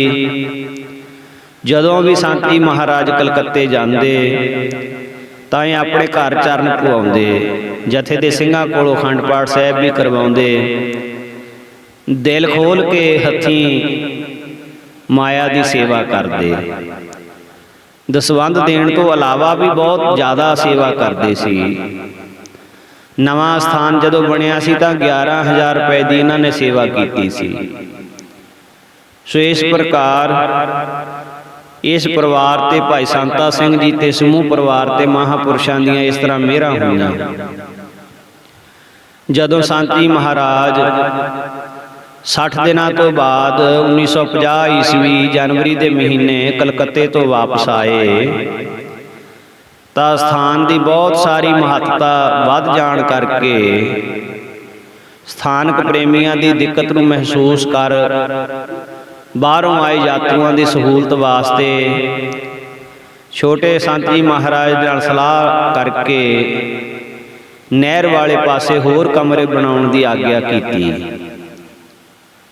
ਸਥਾਨਕ ਪ੍ਰੇਮੀ ਆਪ ਮੋਹਰੇ ਹੋ ਕੇ ਸਾਰੀ ਸੇਵਾ ਕਰਦੇ, ਇੱਟਾਂ ਗਾਰਾਂ ਫੜਾਉਂਦੇ। ਜੋ ਕੰਮ ਸਾਲਾਂ ਦੇ ਵਿੱਚ ਹੋਣਾ ਸੀ ਉਹ ਮਹੀਨਿਆਂ ਵਿੱਚ ਸਮਾਪਤ ਹੋ ਗਿਆ। ਇਕੱਲੇ ਇਕੱਲੇ ਵਿਹੰਗਮ ਦੀ ਰਿਹਾਇਸ਼ ਵਾਸਤੇ ਇਕਾਂਤ ਸਥਾਨ ਵਿੱਚ ਬੰਦਗੀ ਕਰਨ ਲਈ 10 ਫੁੱਟ ਮੁਰੱਬੇ ਦੇ 28 ਕਮਰੇ ਬਣਾ ਦਿੱਤੇ। ਨਾਲ ਹੀ ਸਾਰਿਆਂ ਦੇ ਵਿਚਕਾਰ 20 ਫੁੱਟ ਲੰਮਾ ਤੇ 10 ਫੁੱਟ ਚੌੜਾ ਇਸ਼ਨਾਨ ਕਰਨ ਵਾਸਤੇ ਇੱਕ ਵੱਡਾ ਇਸ਼ਨਾਨ ਘਰ ਵੀ ਤਿਆਰ ਕਰ ਦਿੱਤਾ। ਆਏ ਗਏ ਖਾਸ ਪ੍ਰੇਮੀ ਤੇ ਸਾਧੂ ਸੰਤਾਂ ਵਾਸਤੇ ਇੱਕ ਹੋਰ 20 ਫੁੱਟ ਲੰਬਾ ਤੇ 12 ਫੁੱਟ ਚੌੜਾ ਵੱਡਾ ਕਮਰਾ ਬਣਾ ਦਿੱਤਾ, ਜਿਸ ਦੇ ਅੰਦਰ ਹੀ ਗੁਸਲਖਾਨਾ ਵੀ ਬਣਾ ਦਿੱਤਾ। 7 ਫੁੱਟ ਤੇ 5 ਫੁੱਟ ਦੀ ਰਸੋਈ ਵੀ ਬਣਾ ਦਿੱਤੀ। ਨਾਲ ਹੀ ਇੱਕ ਹੋਰ 12 ਫੁੱਟ ਮੁਰੱਬੇ ਦਾ ਕਮਰਾ ਸਿਆਲੂ ਵਸਤਰਾਂ ਦੇ ਰੱਖਣ ਲਈ ਸਟੋਰ ਬਣਾ ਦਿੱਤਾ ਗਿਆ। ਇਸ ਤਰ੍ਹਾਂ ਮਹਾਂਪੁਰਖ ਇਸ ਅਸਥਾਨ ਦੀ ਅੱਗੇ ਤੋਂ ਅੱਗੇ ਰਚਨਾ ਨਿਰੰਕਾਰ ਦੇ ਹੁਕਮ ਅਨੁਸਾਰ ਕਰਦੇ ਗਏ। ਕਿਲ੍ਹਾ ਰਾਏਪੁਰ ਦੀ ਧਰਤੀ ਤੇ ਬਹੁਤ ਮੇਰੀ ਚਰਨ ਪਾਏ ਮਹਾਰਾਜ ਜੀਆਂ ਨੇ। ਸਭ ਤੋਂ ਪਹਿਲਾਂ 1929 ਈਸਵੀ ਵਿੱਚ ਜਦੋਂ ਪਹਿਲਾਂ ਢੱਕੀ ਦੇ ਵਿੱਚ ਆਇਆਂ ਨੂੰ ਅਜੇ ਥੋੜ੍ਹਾ ਹੀ ਸਮਾਂ ਹੋਇਆ ਸੀ ਤਾਂ ਸ਼ਮੀਰੀਆਂ ਪੱਤੀ ਦਾ ਕੈਪਟਨ ਹਰਚੰਦ ਸਿੰਘ, ਜੋ ਪਟਿਆਲੇ ਸ਼ਹਿਰ ਦਾ ਹੀ ਮਹਾਰਾਜ ਦਾ ਬਾਕਮ ਸੀ, ਇਸ ਦੇ ਘਰ ਲੜਕੇ ਨੇ ਜਨਮ ਲਿਆ, ਜਿਸ ਦਾ ਨਾਮ ਸੰਤ ਜੀ ਮਹਾਰਾਜ ਨੇ ਕਮਰਜੀਤ ਸਿੰਘ ਰੱਖਿਆ। ਉਸ ਦੀ ਛੁੱਟੀ ਸਮੇਂ ਅਖੰਡ ਪਾਠ ਦੇ ਭੋਗ ਤੇ ਆਪ ਜੀ ਨੂੰ ਬੇਨਤੀ ਕਰਕੇ ਘਰ ਚਰਨ ਪਵਾਏ ਸਨ। ਇੱਕ ਵਾਰੀ ਜਦੋਂ ਆਪ ਜੀ ਨੇ ਸਰਦਾਰ ਅਮਰ ਸਿੰਘ ਦੀ ਬੇਨਤੀ ਮੰਨ ਕੇ ਜਥੇ ਦੇ ਸਿੰਘਾਂ ਸਮੇਤ ਇਸ ਦੇ ਘਰ ਕਿਲ੍ਹਾ ਰਾਏਪੁਰ ਚਰਨ ਪਾਏ, ਅਖੰਡ ਪਾਠ ਆਰੰਭ ਕੀਤਾ। 3 ਦੀਵਾਨ ਸਜੇ। ਵਿਚਕਾਰਲੇ ਦਿਨ ਸਮੇਂ ਸਵੇਰ ਦੇ ਮਹਾਂਪੁਰਸ਼ਾਂ ਨੂੰ ਅੰਦਰੋਂ ਖਿੱਚ ਪਈ। ਉਹ ਖਿੱਚ ਕਿੱਧਰੋਂ ਸੀ? ਪੂਰਨ ਮਹਾਂਪੁਰਸ਼ ਸੰਤ ਦੇਵੀਪੁਰੀ ਜੀ, ਜਿਨ੍ਹਾਂ ਦਾ ਸਥਾਨ ਉੱਥੋਂ ਨੇੜੇ ਹੀ ਸੀ। ਇਹ ਉਹਨਾਂ ਦੇ ਪ੍ਰੇਮ ਦੀ ਖਿੱਚ ਸੀ। ਤਾਂ ਮਹਾਂਪੁਰਖਾਂ ਨੇ ਉਹਨਾਂ ਦੇ ਸਥਾਨ ਵੱਲ ਜਾਣ ਦਾ ਸੰਕਲਪ ਕੀਤਾ। ਭਾਵੇਂ ਪਹਿਲਾਂ ਵੀ ਜਲ ਪਾਣੀ ਛਕਣ ਉਪਰੰਤ ਰੋਜ਼ ਸਵੇਰੇ ਸੈਰ ਨੂੰ ਜਾਂਦੇ, ਪਰ ਕਦੇ ਕਿਸੇ ਪਾਸੇ ਕਦੇ ਕਿਸੇ ਪਾਸੇ। ਅੱਜ ਸੁਤੇ ਹੀ ਮਹਾਂਪੁਰਖਾਂ ਦੀ ਪ੍ਰੇਮ ਦੀ ਖਿੱਚ ਨੇ ਪ੍ਰੇਰਿਆ ਤੇ ਕੁਝ ਕੁ ਨਾਲ ਦੇ ਸਾਥੀਆਂ ਸਮੇਤ ਇਸ ਪਾਸੇ ਨੂੰ ਨਹਿਰ ਵੱਲ ਨੂੰ ਆ ਗਏ। ਇੱਧਰੋਂ ਸੰਤ ਦੇਵੀਪੁਰੀ ਦੇ ਮਨ ਵਿੱਚ ਵੀ ਹਜ਼ੂਰ ਦਾ ਜਸ ਸੁਣ ਕੇ ਕਾਫੀ ਸਮੇਂ ਤੋਂ ਦਰਸ਼ਨ ਕਰਨ ਦੀ ਅਭਿਲਾਸ਼ਾ ਸੀ, ਪਰ ਅਜੇ ਸਮਾਗਮ ਨਹੀਂ ਸੀ ਬਣ ਸਕਿਆ। ਅੱਜ ਸਵੇਰੇ ਹੀ ਮਨ ਵਿੱਚ ਫੁਰਨਾ ਕੀਤਾ ਕਿ ਜੇਕਰ ਦਿਲਾਂ ਦੀਆਂ ਜਾਣਦੇ ਹੋਣਗੇ ਤਾਂ ਆਪ ਅਸਥਾਨ ਤੇ ਆ ਕੇ ਦਰਸ਼ਨ ਦੇਣਗੇ। ਬਸ ਇਹਨਾਂ ਦਾ ਫੁਰਨਾ ਬਣਿਆ ਤੇ ਜਾਣੀ ਜਾਣ ਸੰਤ ਜੀ ਮਹਾਰਾਜ ਰਾੜਾ ਸਾਹਿਬ ਵਾਲੇ ਇਹਨਾਂ ਦੇ ਇਸ ਪ੍ਰੇਮ ਨੂੰ ਜਾਣਦੇ ਹੋਏ ਅਸਥਾਨ ਵੱਲ ਨੂੰ ਤੁਰ ਪਏ। ਰੋਜ਼ ਹੀ ਸਵੇਰ ਦੇ ਸਮੇਂ ਡੇਰੇ ਵਿੱਚ ਕਥਾ ਹੁੰਦੀ ਸੀ, ਪਰ ਅੱਜ ਮਹਾਂਪੁਰਸ਼ਾਂ ਨੇ ਬਾਹਰ ਬਰੋਟੇ ਹੇਠਾਂ ਖੁੱਲੀ ਜਗ੍ਹਾ ਤੇ ਚਾਦਰਾਂ ਦਰੀਆਂ ਵਿਛਾਉਣ ਦੀ ਆਗਿਆ ਕੀਤੀ ਤੇ ਨਾਲ ਹੀ 2 ਕੁਰਸੀਆਂ ਮੰਗਵਾ ਲਈਆਂ। ਸੰਤ ਦੇਵੀਪੁਰੀ ਜੀ ਦੇ ਅਸਥਾਨ ਤੇ ਰਹਿਣ ਵਾਲੇ ਸਾਧੂਆਂ ਨੂੰ ਇਸ ਗੱਲ ਦੀ ਸਮਝ ਨਾ ਆਵੇ ਵੀ ਅੱਜ ਮਹਾਰਾਜ ਜੀਆਂ ਨੇ 2 ਕੁਰਸੀਆਂ ਕਿਉਂ ਮੰਗਵਾਈਆਂ ਹਨ, ਇਹ ਦੂਜੀ ਕੁਰਸੀ ਕਿਹਦੇ ਵਾਸਤੇ ਹੈ। ਅਜੇ ਥੋੜਾ ਹੀ ਸਮਾਂ ਹੋਇਆ ਸੀ ਕਿ ਇੰਨੇ ਨੂੰ ਮਹਾਰਾਜ ਜੀ ਸੰਤ ਜੀ ਰਾੜਾ ਸਾਹਿਬ ਵਾਲੇ ਸੈਰ ਕਰਦੇ ਹੋਏ ਇਹਨਾਂ ਦੇ ਕੋਲ ਆ ਗਏ। ਦੋਹਾਂ ਵਿੱਚੋਂ ਕੋਈ ਵੀ ਮਹਾਂਪੁਰਖ ਇੱਕ ਦੂਜੇ ਨੂੰ ਮੱਥਾ ਨਾ ਟੇਕਣ ਦੇਵੇ। ਪਰ ਦੋਵੇਂ ਮਹਾਂਪੁਰਸ਼ ਸੰਤ ਦੇਵੀਪੁਰੀ ਜੀ ਸੰਤ ਜੀ ਮਹਾਰਾਜ ਨੂੰ ਮੱਥਾ ਟੇਕਣਾ ਚਾਹੁੰਦੇ ਸਨ ਤੇ ਸੰਤ ਜੀ ਮਹਾਰਾਜ ਉਹਨਾਂ ਨੂੰ ਮੱਥਾ ਟੇਕਣਾ ਚਾਹੁੰਦੇ ਸਨ। ਅਖੀਰ ਨੂੰ ਪਰਸ ਪਰ ਝੁਕ ਕੇ ਨਮਸਕਾਰਾਂ ਕਰਕੇ ਕੁਰਸੀਆਂ ਦੇ ਉੱਤੇ ਬੈਠ ਗਏ। ਕੁਝ ਸਮਾਂ ਇਕਾਂਤਮਈ ਬਚਨ ਵਿਲਾਸ ਹੁੰਦੇ। ਸੰਤ ਸਮਾਗਮ ਹਰ ਕਥਾ ਤੁਲਸੀ ਦੁਰਲਭ ਦੋਏ, ਸੁਤ ਦਾਰਾ ਅਰ ਲక్ష్ਮੀ ਪਾਪੀ ਕੇ ਵੀ ਹੋਏ। ਉਪਰੰਤ ਮਹਾਂਪੁਰਸ਼ਾਂ ਨੇ ਜਥੇ ਦੇ ਸਿੰਘਾਂ ਸਮੇਤ ਹਜੂਰ ਨੂੰ ਜਲ ਪਾਣੀ ਪੁੱਛਿਆ, ਪਰ ਮਹਾਰਾਜ ਜੀ ਤਾਂ ਛੱਕ ਹੀ ਗਏ ਸਨ, ਜਿਸ ਕਰਕੇ ਕੁਝ ਕੁ ਸਮਾਂ ਬੈਠ ਕੇ ਫਿਰ ਆਗਿਆ ਮੰਗੀ। ਉਸ ਸਮੇਂ ਆਪ ਜੀ ਨੂੰ ਸੰਤ ਦੇਵੀਪੁਰੀ ਜੀ ਨੇ ਲਾਚੀਆਂ ਦਾ ਪ੍ਰਸ਼ਾਦ ਤੇ ਸਿਰੋਂ ਪਾਉ ਭੇਟ ਕੀਤਾ, ਪਰ ਹਜੂਰ ਨੇ ਮਹਾਂਪੁਰਸ਼ਾਂ ਦਾ ਪ੍ਰੇਮ ਦੇਖ ਕੇ ਕੇਵਲ ਲਾਜੀਆਂ ਹੀ ਅੰਗੀਕਾਰ ਕੀਤੀਆਂ। ਉਪਰੰਤ ਇੱਕ ਦੂਜੇ ਨੂੰ ਨਮਸਕਾਰ ਕਰਕੇ ਸੰਤ ਜੀ ਮਹਾਰਾਜ ਵਾਪਸ ਆ ਗਏ। ਇਸ ਪ੍ਰਕਾਰ ਸੰਤ ਜੀ ਮਹਾਰਾਜ ਰਾੜਾ ਸਾਹਿਬ ਵਾਲੇ, ਜਿੱਥੇ ਆਪ ਪੂਰਨ ਕਮਾਈ ਦੇ ਮਾਲਕ ਸਨ, ਉੱਥੇ ਨਾਲ ਦੀ ਨਾਲ ਇਤਨੀ ਨਿਮਰਤਾ ਦੇ ਮੁਜੱਸਮੇ ਸਨ ਵੀ ਹਰ ਇੱਕ ਮਤ, ਹਰ ਇੱਕ ਧਰਮ ਦੇ, ਹਰੇਕ ਭੇਖ ਦੇ ਸਾਧੂ ਦਾ ਸਤਿਕਾਰ ਬਹੁਤ ਜ਼ਿਆਦਾ ਕਰਦੇ ਸੀ। ਇਤਨੀ ਨਿਮਰਤਾ ਰੱਖਦੇ, ਇਤਨਾ ਪਿਆਰ ਕਰਦੇ ਬਈ ਉਸ ਸਾਧੂ ਸੰਤ ਮਹਾਤਮਾ ਮਹਾਂਪੁਰਖ ਦੇ ਹਿਰਦੇ ਦੇ ਵਿੱਚ ਸੰਤ ਜੀ ਮਹਾਰਾਜ ਦਾ ਪਿਆਰ ਤੇ ਸਤਿਕਾਰ ਅੱਗੇ ਨਾਲੋਂ ਕਈ ਗੁਣਾ ਵੱਧ ਜਾਂਦਾ। ਸਮੇਂ ਅਨੁਸਾਰ ਮਹਾਂਪੁਰਖਾਂ ਦੇ ਦਰਸ਼ਨ ਕਰਨ ਵਾਸਤੇ ਹੋਰ ਵੀ ਬਹੁਤ ਸਾਰੇ ਸਾਧੂ ਸੰਤ, ਜਿਨ੍ਹਾਂ ਦੇ ਨਾਮ ਵਰਣਨਯੋਗ ਹਨ। ਗਿਆਨੀ ਵਿਸ਼ਨ ਸਿੰਘ ਜੀ, ਸੰਤ ਦਰਸ਼ਨ ਸਿੰਘ ਜੀ, ਸੰਤ ਅਵਤਾਰ ਸਿੰਘ ਜੀ ਲਖਮੀਰਪੁਰ, ਹੋਰ ਵੀ ਨਾਮਨਾਂ ਵਾਲੀਆਂ ਮਸ਼ਹੂਰ ਹਸਤੀਆਂ ਇਸ ਸਥਾਨ ਤੇ ਦਰਸ਼ਨ ਦਿਦਾਰੇ ਕਰਨ ਵਾਸਤੇ ਆਉਂਦੇ ਰਹੇ। ਹੋਤੀ ਮਰਦਾਨ ਸੰਪਰਦਾਇ ਦੇ ਪਦਮ ਭੂਸ਼ਣ ਗੁਰਧਾਮਾਂ ਦੀ ਸੇਵਾ ਕਰਾਉਣ ਵਾਲੇ ਪੂਰਨ ਮਹਾਂਪੁਰਸ਼ ਸੰਤ ਮਹਾਰਾਜ ਸੰਤ ਹਰੀ ਸਿੰਘ ਜੀ ਕਹਾਰਪੁਰ ਵਾਲੇ, ਸੰਤ ਬਾਬਾ ਜੈਮਨ ਸਿੰਘ ਜੀ ਭੂਰੀ ਵਾਲੇ, ਉਹ ਵੀ ਆਉਂਦੇ ਰਹੇ। ਵੱਡੇ ਬਜ਼ੁਰਗਾਂ ਵਾਂਗ ਸੰਤ ਬਾਬਾ ਮਹਿੰਦਰ ਸਿੰਘ ਜੀ ਹਰਖਵਾਲ ਵਾਲੇ ਵੀ ਉਸੇ ਤਰ੍ਹਾਂ ਪਿਆਰ ਕਰਦੇ। ਕਈ ਵਾਰ ਨਿਰਮਲ ਅਖਾੜੇ ਵਾਲੇ ਮਹਾਂਪੁਰਸ਼ ਕਈ ਦਿਨ ਇੱਥੇ ਠਹਿਰ ਕੇ ਜਾਂਦੇ। ਪੰਗਤ ਪੂਜਾ ਹੁੰਦੀ, ਪੱਕੇ ਭੰਡਾਰੇ ਹੁੰਦੇ। ਸੰਤ ਗੁਰਬਖਸ਼ ਸਿੰਘ ਜੀ ਜੱਬੋਵਾਲ ਵਾਲੇ, ਹਜੂਰ ਦੇ ਚਰਨ ਸੇਵਕ ਮਹਾਨ ਵਿਦਵਾਨ ਗਿਆਨੀ ਮੇਹਰ ਸਿੰਘ ਜੀ ਵੀ ਇਸੇ ਤਰ੍ਹਾਂ, ਸੰਤ ਪਹਾੜਾ ਸਿੰਘ ਜੀ ਰਤਨਪਾਲੋਂ ਵਾਲੇ, ਸੰਤ ਸ਼ਮਸ਼ੇਰ ਸਿੰਘ ਜੀ ਮਹਾਰਾਜ ਗੁੜਿਆਂ ਵਾਲੇ, ਸੰਤ ਗੁਰਦਿਆਲ ਸਿੰਘ ਜੀ ਠੱਕਰ ਵਾਲੀਏ, ਸੇਵਾ ਪੰਥੀ ਮਹਾਂਪੁਰਖ ਸੰਤ ਨਿਹਚਲ ਸਿੰਘ ਜੀ ਪੰਡਿਤ ਜੀ ਜਮਨਾ ਨਗਰ ਜਗਾਦਰੀ ਵਾਲੇ, ਮਹੰਤ ਆਸਾ ਸਿੰਘ ਜੀ ਤੇ ਮਹੰਤ ਤੀਰਥ ਸਿੰਘ ਜੀ ਗੋਨਿਆਣਾ ਮੰਡੀ ਵਾਲੇ, ਗੁਰਬਾਣੀ ਦੀ ਸੰਪਰਦਾਇ ਟਕਸਾਲ ਦੇ ਸ਼੍ਰੋਮਣੀ ਸੰਤ ਗਿਆਨੀ ਕਿਰਪਾਲ ਸਿੰਘ ਜੀ ਮਹਾਰਾਜ ਅੰਮ੍ਰਿਤਸਰ ਵਾਲੇ, ਸੰਤ ਸਰਜੀਤ ਸਿੰਘ ਜੀ ਅੰਮ੍ਰਿਤਸਰ ਵਾਲੇ, ਸੰਤ ਗੋਪਾਲ ਸਿੰਘ ਜੀ ਪਟਿਆਲਾ ਵਾਲੇ, ਸੰਤ ਮਹਾਰਾਜ ਸੰਤ ਬਾਬਾ ਈਸ਼ਰ ਸਿੰਘ ਜੀ ਕਲੇਰਾਂ ਵਾਲੇ ਮਹਾਂਪੁਰਖ, ਸੰਤ ਗਿਆਨੀ ਇੰਦਰ ਸਿੰਘ ਜੀ ਭਿੰਡਰਾਂ, ਸੰਤ ਗਿਆਨੀ ਅਜੈਬ ਸਿੰਘ ਜੀ ਬੋਪਾ ਰਾਏ, ਗੁਰੂ ਨਾਨਕ ਮਹਾਰਾਜ ਜੀ ਦੀ ਸੰਤਾਨ ਵਿੱਚੋਂ 16ਵੀਂ ਜਗ੍ਹਾ ਸੰਤ ਬਾਬਾ ਮਧੂਸੂਦਨ ਸਿੰਘ ਜੀ ਬੇਦੀ ਊਨਾ ਸਾਹਿਬ ਵਾਲੇ, ਔਰ ਸੰਤ ਭਗਵਾਨ ਸਿੰਘ ਜੀ ਧੂਲਕੋਟੀਏ, ਜੋ ਕਿ ਸੰਤ ਬਾਬਾ ਆਇਆ ਸਿੰਘ ਜੀ ਮਹਾਰਾਜ ਦੇ ਚਰਨ ਸੇਵਕ ਸਨ, ਉਹ ਵੀ ਕਾਫੀ ਸਮਾਂ ਇੱਥੇ ਆਉਂਦੇ ਰਹੇ। ਹਰੇਕ ਮਤ ਅਤੇ ਹਰੇਕ ਭੇਖ ਦਾ ਸਾਧੂ ਆਪ ਜੀ ਦੇ ਦਰਸ਼ਨ ਕਰਕੇ ਬਹੁਤ ਨਿਹਾਲ ਹੁੰਦਾ, ਕਿਉਂਕਿ ਸੰਤ ਜੀ ਮਹਾਰਾਜ ਦਾ ਜੋ ਪ੍ਰਚਾਰ ਸੀ, ਸਿਧਾਂਤ ਸੀ, ਉਹ ਗੁਰੂ ਨਾਨਕ ਮਹਾਰਾਜ ਵਾਲਾ ਸਿਧਾਂਤ ਅਦਵੈਤ ਮਤ ਤੇ ਇਕਾਂਤਮਈ ਸੀ, ਏਕਤਾਮਈ ਸੀ। ਏਕਤਾਮਈ ਪ੍ਰਚਾਰ ਸੀ, ਕਿਸੇ ਦੇ ਵਿੱਚ ਵੀ ਕੋਈ ਫਰਕ ਨਾ ਕਰਦੇ ਮਹਾਰਾਜ।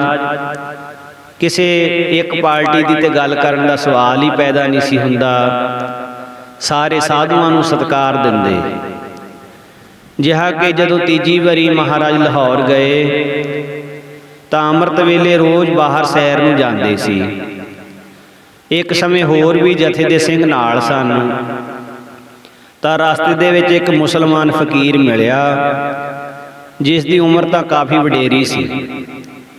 ਉਸਨੇ ਆਪਣੇ ਅਨੁਭਵ ਦੁਆਰਾ ਜਦੋਂ ਹਜ਼ੂਰ ਦਾ ਨੂਰਾਨੀ ਚਿਹਰਾ ਤੱਕਿਆ ਤਾਂ ਉਹ ਰੱਬੀ ਅਵਤਾਰ ਨਿਸ਼ਚਾ ਕਰਕੇ ਅੱਗੇ ਹੋ ਕੇ ਬਹੁਤ ਉਤਸ਼ਾਹ ਦੇ ਨਾਲ ਮਿਲਿਆ। ਮਹਾਂਪੁਰਖਾਂ ਨੇ ਰਸਤਾ ਛੱਡ ਦਿੱਤਾ, ਪਰ ਉਹਨੇ ਨਜ਼ਦੀਕ ਆ ਕੇ ਪਹਿਲਾਂ ਮਹਾਂਪੁਰਖਾਂ ਨਾਲ ਦਸਤਬੋਸੀ ਕੀਤੀ, ਭਾਵ ਹੱਥ ਮਿਲਾਇਆ, ਫਿਰ ਜੱਫੀ ਵਿੱਚ ਘੁੱਟ ਕੇ ਬੜਾ ਪਿਆਰ ਕੀਤਾ ਤੇ ਨਾਲ ਦੇ ਸਿੰਘਾਂ ਨੂੰ ਆਖਿਆ, ਸੰਤੋ ਕੋਈ ਸ਼ਾਸਤਰ ਵੀ ਰੱਖਿਆ ਕਰੋ। ਸਿੰਘ ਇਸ ਫਕੀਰ ਦੀ ਰਮਜ ਨੂੰ ਸਮਝ ਨਾ ਸਕੇ, ਕਿਉਂਕਿ ਉਹ ਸਾਰੇ ਸਿੰਘ ਗੱਤਕੇ ਦੇ ਖਿਡਾਰੀ ਤੇ ਵੱਡੀਆਂ ਕਿਰਪਾਨਾਂ ਕੋਲ ਰੱਖਦੇ ਸੀ।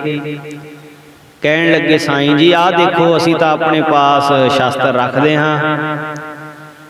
ਤਾਂ ਉਹ ਸਾਈਂ ਲੋਕ ਕਹਿਣ ਲੱਗੇ, ਇਹ ਸ਼ਾਸਤਰ ਨਹੀਂ, ਇਹ ਹੋਰ ਸ਼ਾਸਤਰ ਹੈ। ਸਿੰਘ ਇਸ ਗੱਲ ਨੂੰ ਸਮਝ ਨਾ ਸਕੇ ਤਾਂ ਸੰਤ ਜੀ ਮਹਾਰਾਜ ਨੇ ਮੁਸਕਰਾ ਕੇ ਉੱਤਰ ਦਿੱਤਾ ਕਿ ਫਕੀਰਾਂ ਦੀ ਰਮਜ ਨੂੰ ਕੋਈ ਬਿਰਲਾ ਫਕੀਰ ਹੀ ਸਮਝਦਾ ਹੈ। ਸਾਈਂ ਲੋਕ ਤਾਂ ਇਸ ਸ਼ਾਸਤਰ ਤੋਂ ਭਾਵ ਨਹੀਂ, ਇਹ ਸ਼ਾਸਤਰ ਤਾਂ ਕੇਵਲ ਬਾਹਰਲੇ ਵੈਰੀਆਂ ਨੂੰ ਹੀ ਮਾਰ ਸਕਦਾ ਹੈ। ਅੰਦਰਲੇ ਵੈਰੀਆਂ ਨੂੰ ਜਿੱਤਣ ਵਾਸਤੇ ਕੋਈ ਵਿਚਾਰ ਵਾਲਾ ਸ਼ਾਸਤਰ, ਸ਼ਾਸਤਰ ਰੂਪੀ ਵਿਚਾਰ ਉਹ ਹੀ ਰੱਖਿਆ ਕਰ ਸਕਦਾ। ਉਹ ਵੀ ਪੜ੍ਹਨੇ ਚਾਹੀਦੇ ਹਨ, ਭਾਵ ਕਿ ਧਾਰਮਿਕ ਗ੍ਰੰਥਾਂ ਦੀ ਵਿਚਾਰ ਵੀ ਕਰਨੀ ਚਾਹੀਦੀ ਹੈ। ਇਹਨਾਂ ਸ਼ਾਸਤਰਾਂ ਰੂਪੀ ਸ਼ਾਸਤਰਾਂ ਨੂੰ ਬਣਾਉਣ ਵਾਲੇ ਕਵੀ ਲੋਕ, ਸੋ ਉਹ ਤਾਂ ਕੇਵਲ ਬਣਾਉਣ ਵਾਲੇ ਹਨ, ਰਚਣ ਵਾਲੇ ਜਿਹੜਾ ਵਿਚਾਰ ਕੇ ਇਹਨਾਂ ਉੱਪਰ ਚੱਲਣ ਦੀ ਕੋਸ਼ਿਸ਼ ਕਰਦਾ ਹੈ, ਸੋ ਉਹ ਇਸ ਤਰ੍ਹਾਂ ਹੈ ਜਿਵੇਂ ਕਿਸੇ ਕਾਰੀਗਰ ਦਾ ਬਣਿਆ ਹੋਇਆ ਸ਼ਾਸਤਰ ਕੋਈ ਸਾਣ ਤੇ ਲਾ ਕੇ ਤਿੱਖਾ ਕਰਦਾ ਹੈ। ਸੋ ਜਿਹੜੇ ਗੁਰਮੁਖ ਪਿਆਰੇ ਉਹਨਾਂ ਸ਼ਾਸਤਰਾਂ ਨੂੰ ਪੜ੍ਹ ਕੇ ਅੱਗੇ ਸੰਗਤਾਂ ਨੂੰ ਦ੍ਰਿਸ਼ਟਾਂਤ ਪ੍ਰਮਾਣ ਸਮੇਤ ਕਥਾ ਸੁਣਾਉਂਦੇ ਹਨ, ਪਰ ਧਾਰਨ ਜਿਹੜੇ ਕਰਦੇ ਹਨ ਅਸਲੀ ਮਹਾਂਪੁਰਸ਼, ਅਸਲੀ ਸੂਰਮੇ ਉਹੀ ਹਨ। ਪੂਰਨ ਸੂਰਬੀਰ ਬਚਨ ਕੇ ਬਲੀ, ਕੌਲਾ ਬਪਰੀ ਸੰਤੀ ਛਲੀ। ਜਾਂ ਕੋ ਹਰ ਰੰਗ लागू इस युग में है, सो कहियत है सूरा। आत्म जिणै सगल वसता कै, ਜਾਂ ਕਾ ਸਤਿਗੁਰ ਪੂਰਾ। ਸਤਿਗੁਰਾਂ ਦੇ ਪਾਵਨ ਮੁਖ ਦੀ ਬਾਣੀ ਦੋ ਧਾਰੀ ਤਲਵਾਰ ਸਮਾਨ ਹੈ। ਗਿਆਨ ਰੂਪੀ ਸਾਣ ਤੇ ਲਾ ਕੇ ਧਾਰ ਤਿੱਖੀ ਕੀਤੀ ਹੈ। ਭਗਤੀ ਰੂਪੀ ਮੁੱਠ ਦੇ ਨਾਲ ਜੜੀ ਹੋਈ ਹੈ। ਦ੍ਰਿੜ ਵਿਰਾਗ ਹੋਣਾ ਇਸ ਦਾ ਆਕਾਰ ਘੜਿਆ ਹੈ। ਜਿਹੜਾ ਸੂਰਮਾ ਇਸ ਦੇ ਸਨਮੁਖ ਆਵੇਗਾ ਉਸ ਦਾ ਅਗਿਆਨ ਰੂਪੀ ਅੰਗ ਕੱਟਿਆ ਜਾਵੇਗਾ। ਬਾਹਰਲੇ ਸੂਰਮੇ ਤਾਂ ਹੀ ਤਾਂ ਸੁਰਗ ਦਾ ਸੁੱਖ ਮਿਲਦਾ ਹੈ, ਪਰ ਇਸ ਸੂਰਮੇ ਨੂੰ ਆਪਣੇ ਅਸਲ ਸਰੂਪ ਦੀ ਜਾਣਕਾਰੀ ਹੋ ਜਾਂਦੀ ਹੈ। ਜਿਵੇਂ ਬਾਹਰਲਾ ਕਾਇਰ ਸੂਰਮਾ ਜੰਗ ਤੋਂ ਭੈ ਕਰਦਾ ਹੈ, ਕਾਇਰ ਬੰਦਾ ਜੰਗ ਤੋਂ ਭੈ ਕਰਦਾ ਹੈ, ਇਸੇ ਤਰ੍ਹਾਂ ਇੱਧਰ ਵੀ ਵਿਕਾਰੀ ਪੁਰਸ਼ ਇਸ ਤਲਵਾਰ ਤੋਂ ਭੈ ਕਰਦੇ ਹਨ।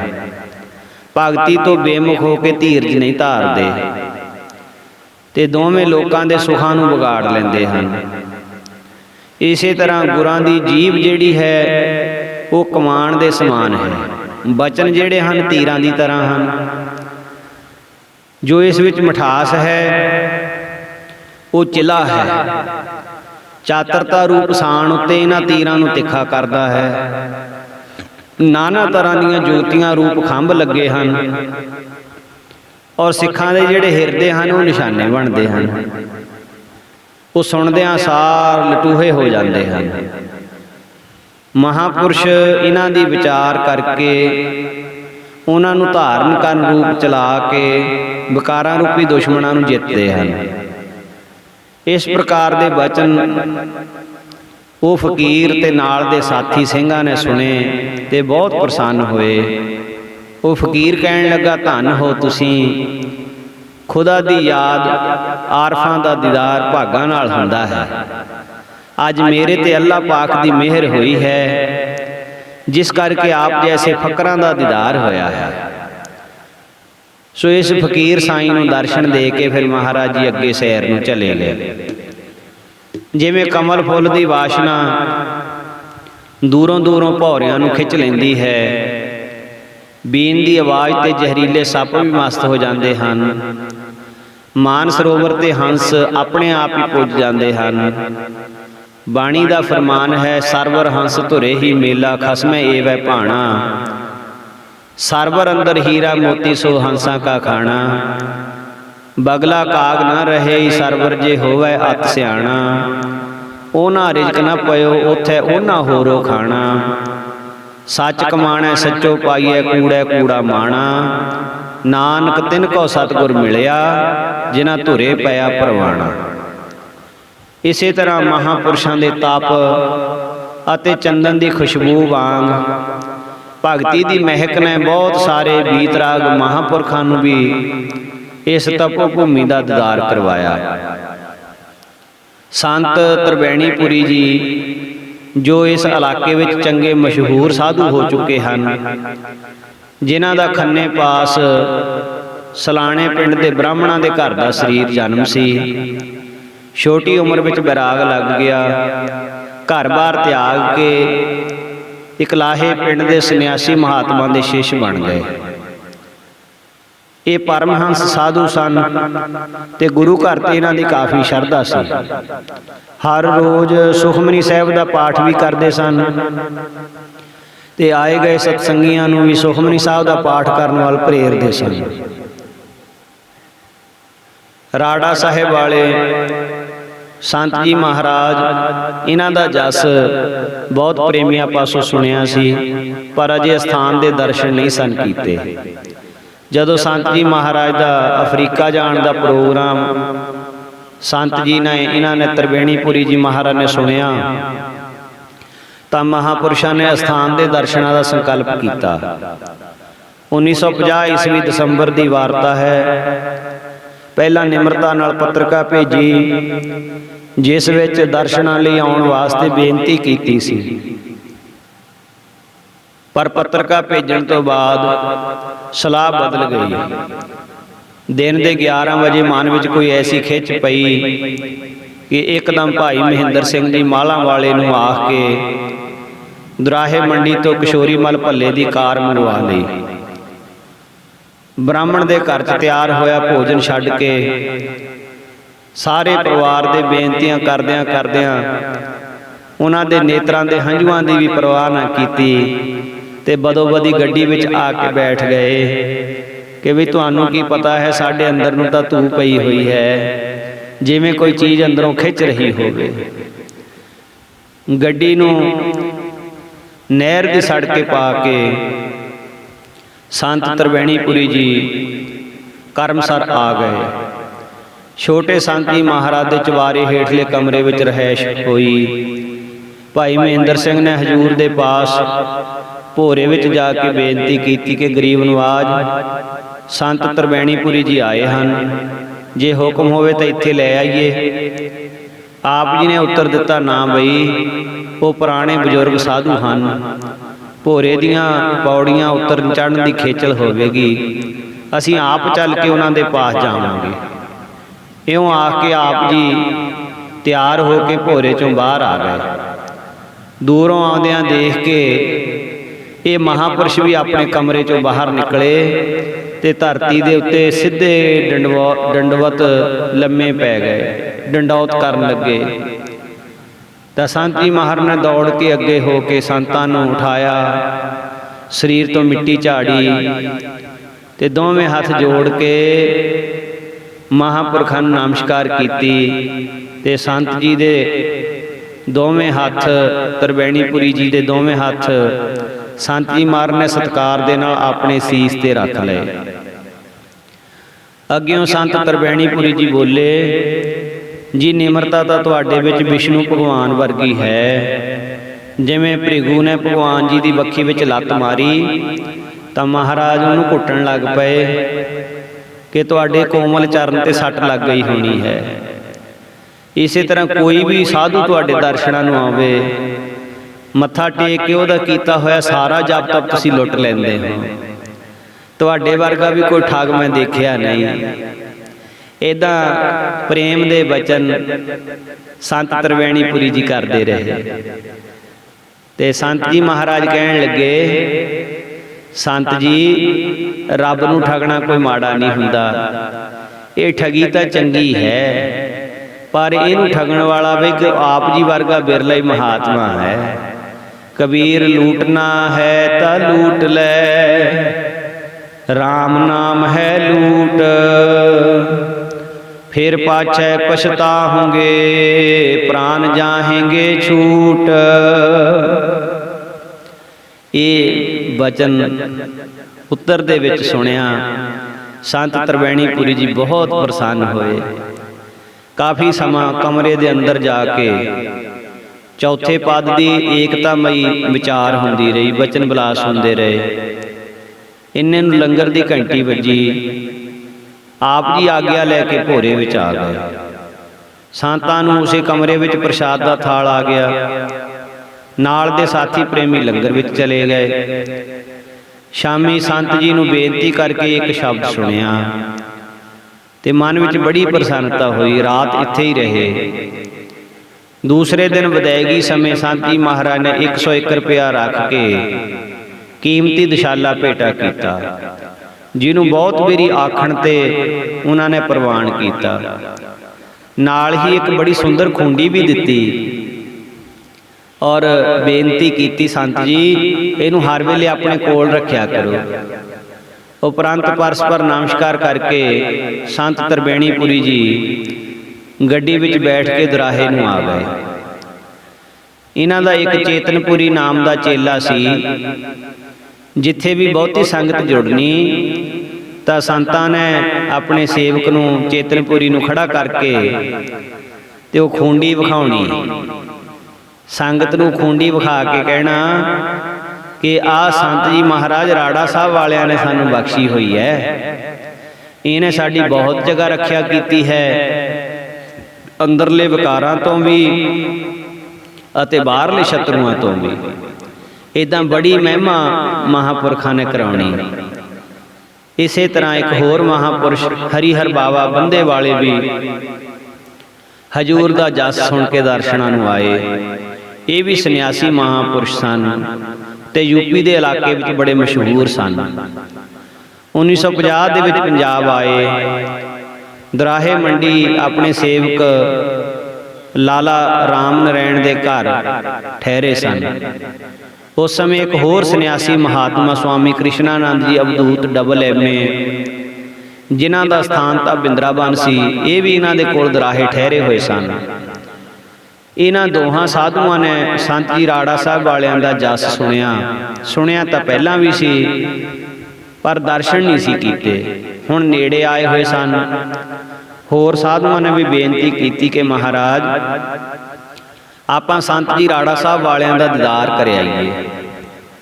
ਸਾਰੇ ਸਾਧੂ ਕਰਮਸਰ ਪੁੱਜੇ, ਸੰਤ ਜੀ ਦਾ ਦਰਸ਼ਨ ਕੀਤਾ, ਪਰਸਪਰ ਨਮਸਕਾਰਾਂ ਕਰਕੇ ਵਿਛਾਏ ਹੋਏ ਆਸਣਾਂ ਤੇ ਬੈਠ ਗਏ। ਬਹੁਤ ਸਮਾਂ ਸਮਦ੍ਰਿਸ਼ਟੀ ਦੇ ਬਚਨ ਵਿਲਾਸ ਹੋਏ। ਸਵਾਮੀ ਕ੍ਰਿਸ਼ਨਾਨੰਦ ਨੇ, ਜੋ ਕਿ ਵਿਦਵਾਨ ਤੇ ਮੰਡਲੇਸ਼ਵਰ ਸਨ, ਬੇਨਤੀ ਕੀਤੀ ਕਿ ਆਪ ਜੀ ਸਾਨੂੰ ਥੋੜੇ ਅੱਖਰਾਂ ਵਿੱਚ ਦੱਸੋ ਕਿ ਅਸਲੀ ਸਾਰ ਵਸਤੂ ਹੈ ਕੀ। ਤਾਂ ਹਜੂਰ ਨੇ ਮੁਸਕਰਾ ਕੇ ਉੱਤਰ ਦਿੱਤਾ, ਸੰਤ ਜੀ ਤੁਸੀਂ ਤਾਂ ਸਭ ਕੁਝ ਜਾਣਦੇ ਹੋ, ਪਰ ਫਿਰ ਵੀ ਜੇ ਸਾਨੂੰ ਪੁੱਛਦੇ ਹੋ ਤਾਂ ਗੁਰਬਾਣੀ ਵਿੱਚ ਲਿਖਿਆ ਹੈ, ਦੋਹ ਮਿਲ ਕਾਰਜ ਉਪਜੈ RAM ਨਾਮ ਸੰਜੋਗ। ਭਾਵ ਗੁਰੂ ਅਤੇ ਸਿੱਖ ਆਪਸ ਵਿੱਚ ਦੋਨੋਂ ਮਿਲ ਜਾਣ ਤਾਂ RAM ਨਾਮ ਦੇ ਸੰਜੋਗ ਦਾ ਕਾਰਜ ਉਤਪੰਨ ਹੁੰਦਾ ਹੈ। ਅਥਵਾ ਦੋ ਦਾ ਮਿਲਣਾ ਵਿਰਾਗ ਅਤੇ ਗਿਆਨ, ਇਹ ਮਿਲ ਜਾਣ ਤਾਂ RAM ਨਾਮ ਜਿਸ ਦਾ ਉਸ ਦੇ ਨਾਲ ਸੰਜੋਗ ਹੋਣ ਨਾਲ ਜੋ ਮੁਕਤੀ ਦਾ ਕਾਰਜ ਸਿੱਧ ਹੋ ਜਾਂਦਾ ਹੈ। ਅਥਵਾ ਜਦੋਂ ਜੀਵ ਤੇ ਈਸ਼ਵਰ ਦੋ ਮਿਲ ਜਾਣ ਤਾਂ ਅਭੇਦਤਾ ਦਾ ਕਾਰਜ ਹੁੰਦਾ ਹੈ। ਤਾਂ ਰਾਮ ਹੈ ਨਾਮ ਜਿਸ ਦਾ ਉਸ ਨੂੰ ਸਾਰਿਆਂ ਦਾ ਸੰਜੋਗੀ ਨਿਸ਼ਚੈ ਕਰਦਾ ਹੈ। ਸੋ ਇਹ ਅਰਥ ਸੁਣ ਕੇ ਸਾਰੇ ਮਹਾਂਪੁਰਸ਼ ਵਾਹ ਵਾਹ ਵਾਹ ਵਾਹ ਧੰਨ ਧੰਨ। ਪ੍ਰੀਤਮ ਦੀ ਰਸਨਾ ਤੋਂ ਦਾਤਾਰ ਦੀ ਬਾਣੀ ਦਾ ਜਦੋਂ ਇਹ ਉੱਤਰ ਸੁਣਿਆ, ਸਾਰੀ ਸੰਤ ਮੰਡਲੀ ਆਸ਼ਾਸ਼ ਕਰ ਉੱਠੀ। ਸਭ ਤੋਂ ਜ਼ਿਆਦਾ ਸਵਾਮੀ ਕ੍ਰਿਸ਼ਨਾਨੰਦ ਜੀ ਪ੍ਰਸੰਨ ਹੋਏ ਕਿ ਬੜੇ ਕਮਾਲ ਦਾ ਉੱਤਰ ਦਿੱਤਾ ਹੈ। ਉਸ ਤੋਂ ਬਾਅਦ ਇਹਨਾਂ ਨੇ ਆਗਿਆ ਚਾਹੀ ਤਾਂ ਸਾਰਿਆਂ ਨੂੰ ਮਾਇਆ ਸਹਿਤ ਸਿਰਪਾਉ ਦਿੱਤੇ, ਨਾਲ ਹੀ ਮਿਸ਼ਰੀ ਤੇ ਬਦਾਮਾਂ ਦਾ ਪ੍ਰਸ਼ਾਦ ਦਿੱਤਾ। ਫਿਰ ਇਹ ਪਰਸਪਰ ਨਮਸਕਾਰ ਕਰਕੇ ਪ੍ਰਸੰਨ ਚਿੱਤ ਬਾਹਰ ਆ ਗਏ। ਸਾਰੇ ਸਥਾਨ ਦੀ ਯਾਤਰਾ ਕੀਤੀ, ਲੰਗਰ ਦੀ ਮਰਜ਼ਾਦਾ ਦੇਖੀ ਤਾਂ ਬਹੁਤ ਪ੍ਰਭਾਵਿਤ ਹੋਏ। ਪ੍ਰਸ਼ਾਦ ਛਕ ਕੇ ਦੁਪਹਿਰ ਦਾ ਸਮਾਂ ਰੁਕੇ, ਸ਼ਾਮ ਨੂੰ ਦਰਾਹੇ ਮੰਡੀ ਵਾਪਸ ਆ ਗਏ। ਇਸੇ ਤਰ੍ਹਾਂ ਇੱਕ ਹੋਰ ਇਸਤਰੀ ਜਾਮੇ ਦੇ ਵਿੱਚ ਸੰਨਿਆਸੀ ਮਹਾਂਪੁਰਸ਼ ਜੋ ਕਿ ਬੰਗਾਲ ਦੇ ਇਲਾਕੇ ਵਿੱਚ ਜ਼ਿਆਦਾ ਰਹਿੰਦੇ ਸਨ, ਉਹਨਾਂ ਦਾ ਨਾਮ ਸੀ ਆਨੰਦ ਮਹਾਮਾਈ। ਬਹੁਤ ਮਸ਼ਹੂਰ ਸਨ। 1952 ਈਸਵੀ ਵਿੱਚ ਦਰਸ਼ਨਾਂ ਨੂੰ ਆਏ ਸੀ। ਇਹ ਜ਼ਿਆਦਾ ਕਰਕੇ ਬੰਗਾਲ ਵਿੱਚ ਹੀ ਠਹਿਰਦੇ ਸਨ। ਬਿੰਦਰਾਵਨ ਵੀ ਇਹਨਾਂ ਦਾ ਆਸ਼ਰਮ ਸੀ। ਜਦੋਂ ਸੰਤ ਤ੍ਰਿਵੈਣੀਪੁਰੀ ਸੱਚਖੰਡ ਚਲੇ ਗਏ ਸਨ ਤਾਂ ਉਹਨਾਂ ਦੀ ਬਰਸੀ ਤੇ ਖੰਨੇ ਆਏ ਸੀ। ਇਹ ਪੰਜਾਬ ਦੀ ਧਰਤੀ ਉਦੋਂ ਦੇਖੀ ਸੀ ਇਹਨਾਂ ਨੇ। ਮਸ਼ਹੂਰ ਵਿਅਕਤੀਆਂ ਦੇ ਸਥਾਨਾਂ ਤੇ ਜਾ ਕੇ ਠਹਿਰਦੇ ਸਨ, ਉੱਥੇ ਦੀ ਚਾਲੀ ਦੇਖਦੇ। ਰਾਜੇ ਤੇ ਅੰਗਰੇਜ਼ ਲੋਕ ਇਹਨਾਂ ਦੇ ਸੇਵਕ ਹੋਏ। ਇਹ ਸਰੀਰ ਤੇ ਚਿੱਟੇ ਵਸਤਰ ਰੱਖਦੇ ਸਨ। ਜਦੋਂ ਕਰਮਸਰ ਆਏ ਸੀ ਤਾਂ ਇੱਥੇ ਅਸਥਾਨ ਦੀ ਇਕਾਂਤ ਦੇਖ ਕੇ ਇਹਨਾਂ ਦਾ ਮਨ ਬਹੁਤ ਪ੍ਰਸੰਨ ਹੋਇਆ। ਸੇਵਾਦਾਰ ਦੀ ਆਗਿਆ ਨਾਲ ਭੋਰੇ ਤੋਂ ਬਾਹਰ ਹੀ ਇੱਕ ਖੁੱਲ੍ਹੇ ਹਾਲ ਕਮਰੇ ਵਿੱਚ ਜਾ ਕੇ ਸੰਤ ਜੀ ਮਹਾਰਾਜ ਨੂੰ ਵੀ ਮਿਲੇ। ਕ੍ਰਿਸ਼ਨਾਨੰਦ ਅਵਧੂਤ ਵੀ ਨਾਲ ਸੀ। ਅੰਗਰੇਜ਼ੀ ਦੇ ਵਿੱਚ ਬਚਨ ਵਿਲਾਸ ਕੀਤੇ। ਸੋ ਇਸ ਤਰ੍ਹਾਂ ਨਾਲ ਸੰਤ ਜੀ ਮਹਾਰਾਜ ਨੇ ਇਹਨਾਂ ਨੂੰ ਵੀ ਯਥਾਯੋਗ ਸਿਰੋਪਾਉ ਤੇ ਪ੍ਰਸ਼ਾਦ ਦਿੱਤਾ।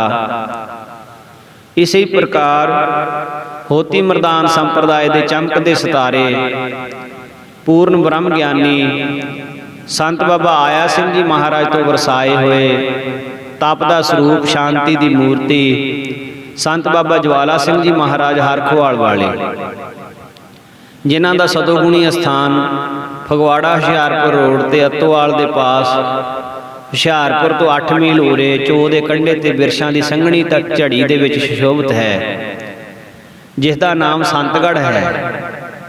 ਇੱਥੇ ਵੀ ਦੋਵੇਂ ਟਾਈਮ ਕਥਾ ਕੀਰਤਨ ਦਾ ਪ੍ਰਵਾਹ। ਅੰਮ੍ਰਿਤ ਵੇਲੇ 2 ਵਜੇ ਜਾਗ ਕੇ ਇਸ਼ਨਾਨ ਸਿਮਰਨ, 8 ਪਹਿਰ ਗੁਰੂ ਕਾ ਟੁੱਟ ਲੰਗਰ। ਹੋਤੀ ਮਰਦਾਨ ਵਾਲੀ ਚਾਲੀ ਹੈ। ਸੰਤ ਬਾਬਾ ਆਇਆ ਸਿੰਘ ਜੀ ਮਹਾਰਾਜ ਦੇ ਜੋਤੀ ਜੋਤ ਸਮਾਉਣ ਤੋਂ ਬਾਅਦ ਸੰਤ ਬਾਬਾ ਅਤਰ ਸਿੰਘ ਜੀ ਮਹਾਰਾਜ ਉੱਤੇ ਉਹੀ ਰੂਪ ਜਾਣ ਕੇ ਬੜੀ ਭਾਵਨਾ ਰੱਖਦੇ। ਦਰਸ਼ਨਾਂ ਨੂੰ ਆਇਆ ਬਹੁਤ ਸਾਰਾ ਸਮਾਂ ਠਹਿਰ ਕੇ ਜਾਂਦੇ। ਉਸ ਤੋਂ ਬਾਅਦ ਕਥਾ ਕੀਰਤਨ ਦਾ ਪ੍ਰਵਾਹ ਅਤੇ ਭਜਨ ਸਿਮਰਨ ਦੀ ਤਪੱਸਿਆ। ਹੋਤੀ ਮਰਦਾਨ ਵਾਲੀ ਸਾਰੀ ਮਰਜ਼ਾਦਾ ਦੇਖ ਕੇ ਸੰਤ ਜੀ ਮਹਾਰਾਜ ਦੇ ਦਰਸ਼ਨਾਂ ਨੂੰ ਰਾੜਾ ਸਾਹਿਬ ਵੀ ਆਏ।